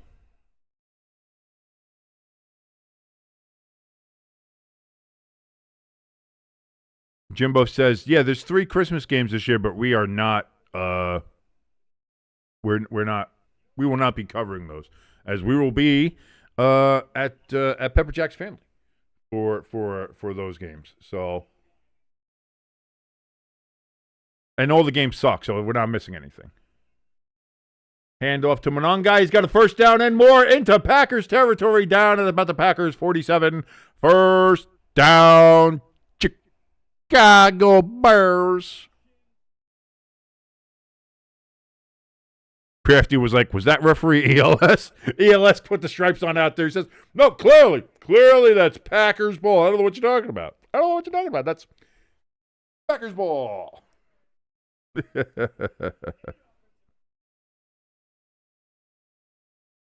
Crafty says, oh, that's where he went. Are there New Year's games this year? We'll see. Caleb, big ball down the field. He's got DJ Moore. He caught it.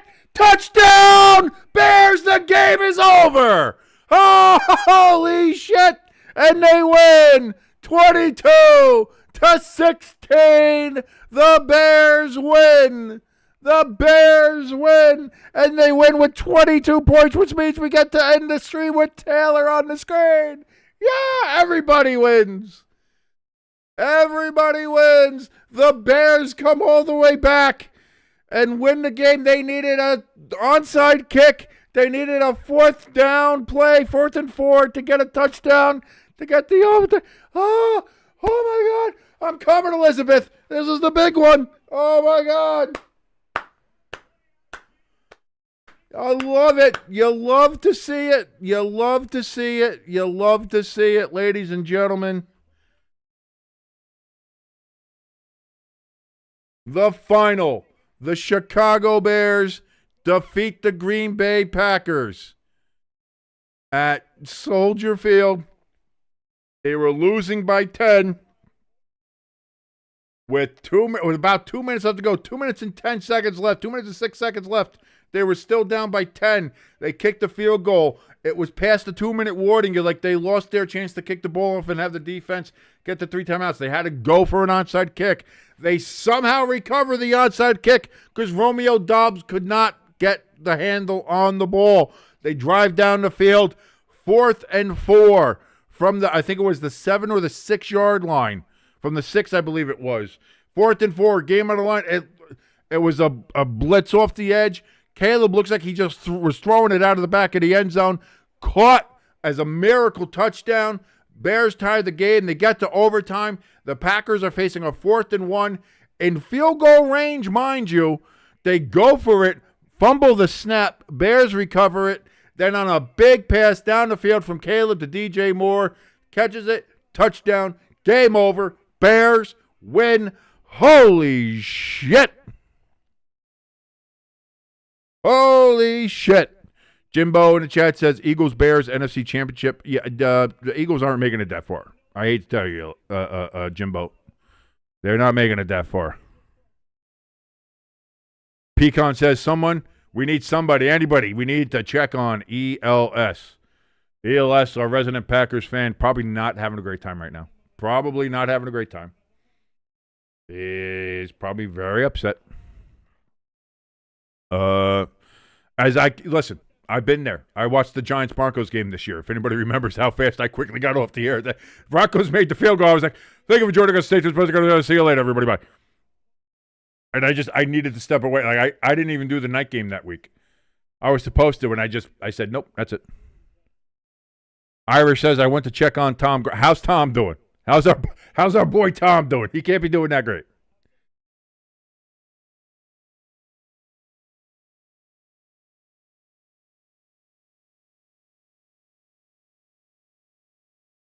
Lloyd says we have an emergency. Oh, are you? ELS might use his dark evil magic train powers on you, Lloyd. He wouldn't drop trains on me. I don't think. I don't know. You for sure. Me, I don't know. Crafty in the chat says, did Jimbo not see the Bears run all over the Eagles on Black Friday? If it's the Bears and Eagles in the NFC Championship game, Eagles are done. Yeah. Irish says he does not sound. Now I kind of want to go over and see. Should I go over and check out? Let's take a look over at Tom. Let's take a look and see what's going on with our good friend Thomas Grassi. What's going on, Tom?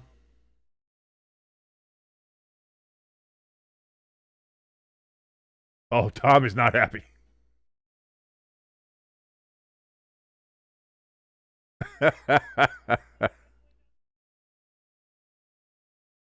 Well, listen, Tom can always say this. He's got 20,000 people watching his stream right now. I don't have that many. But I do want to thank everybody in here who has watched and was joining along with us for this entire stream. I had an absolute blast, and I certainly hope that you did too. Man, the last 2 games that we've watched on this channel have been incredible. We had that Thursday night game, and now this game here that just unbelievable.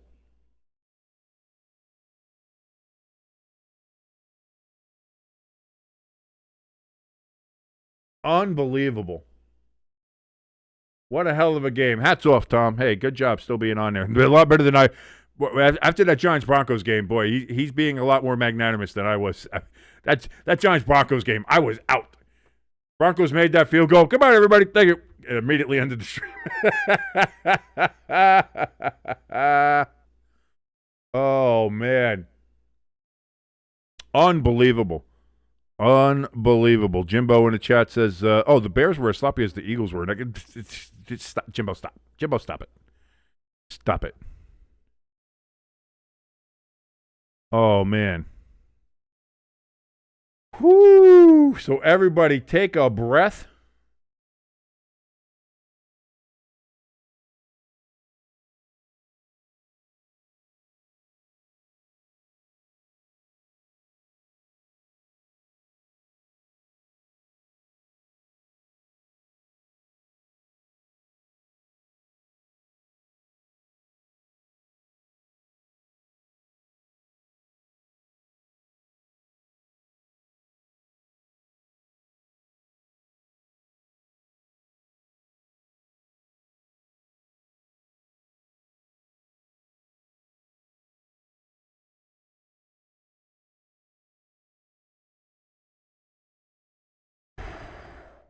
I'm still catching my breath after that one. I am still catching my breath after that one.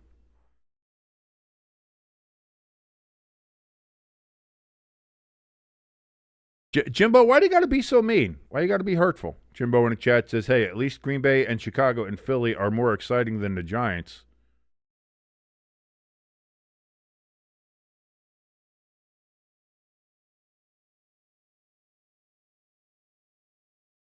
I was going to say something. I was going to say something mean to you, Jimbo, but I'm not going to. I'm not going to go that. I'm not going to. You know what? I'm going to take the high road here. I'm going to be magnanimous. Okay? I'm not going to stoop down to your Eagles level. Typical Eagles fan with your nonsense. Anyway. Thank you, ladies and gentlemen, for joining us here on this beautiful Saturday night, man. We had a blast here. What another classic game. We've had two classic. Well, we have more tomorrow. Probably not a 1 o'clock game. It's Vikings and Giants, so, but that's what we're covering. Jaguars-Broncos has a chance to be good, as does Patriots and Ravens. Excited for that one. And then, of course, on Monday night, we're going to have the Niners and the Colts. So excited for a couple more days here full of NFL fun, football action. I hope you had a great time. If you did, please hit that like button, hit that share button. Let the world know that we exist.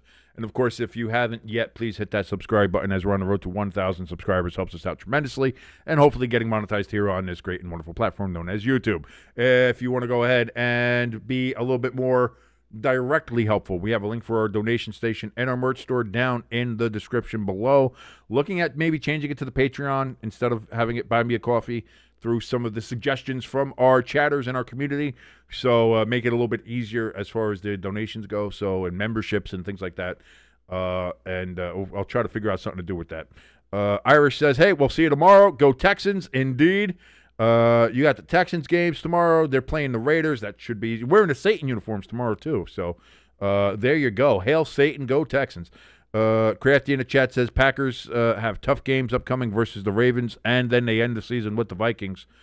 Lloyd says go Lions. They're playing the Steelers. Again, a lot of playoff implications, a lot of playoff questions might be answered at the end of tomorrow's games, and some other questions might indeed be brought up. We're going to find out, but the playoff picture is getting clearer until tomorrow, 1 o'clock for the Giants and Vikings. My name is King. This has been Stay Tuned Sports. Thank you so much for joining us, ladies and gentlemen, and I will see you tomorrow, 1 o'clock Eastern, for Vikings and Giants. Adios.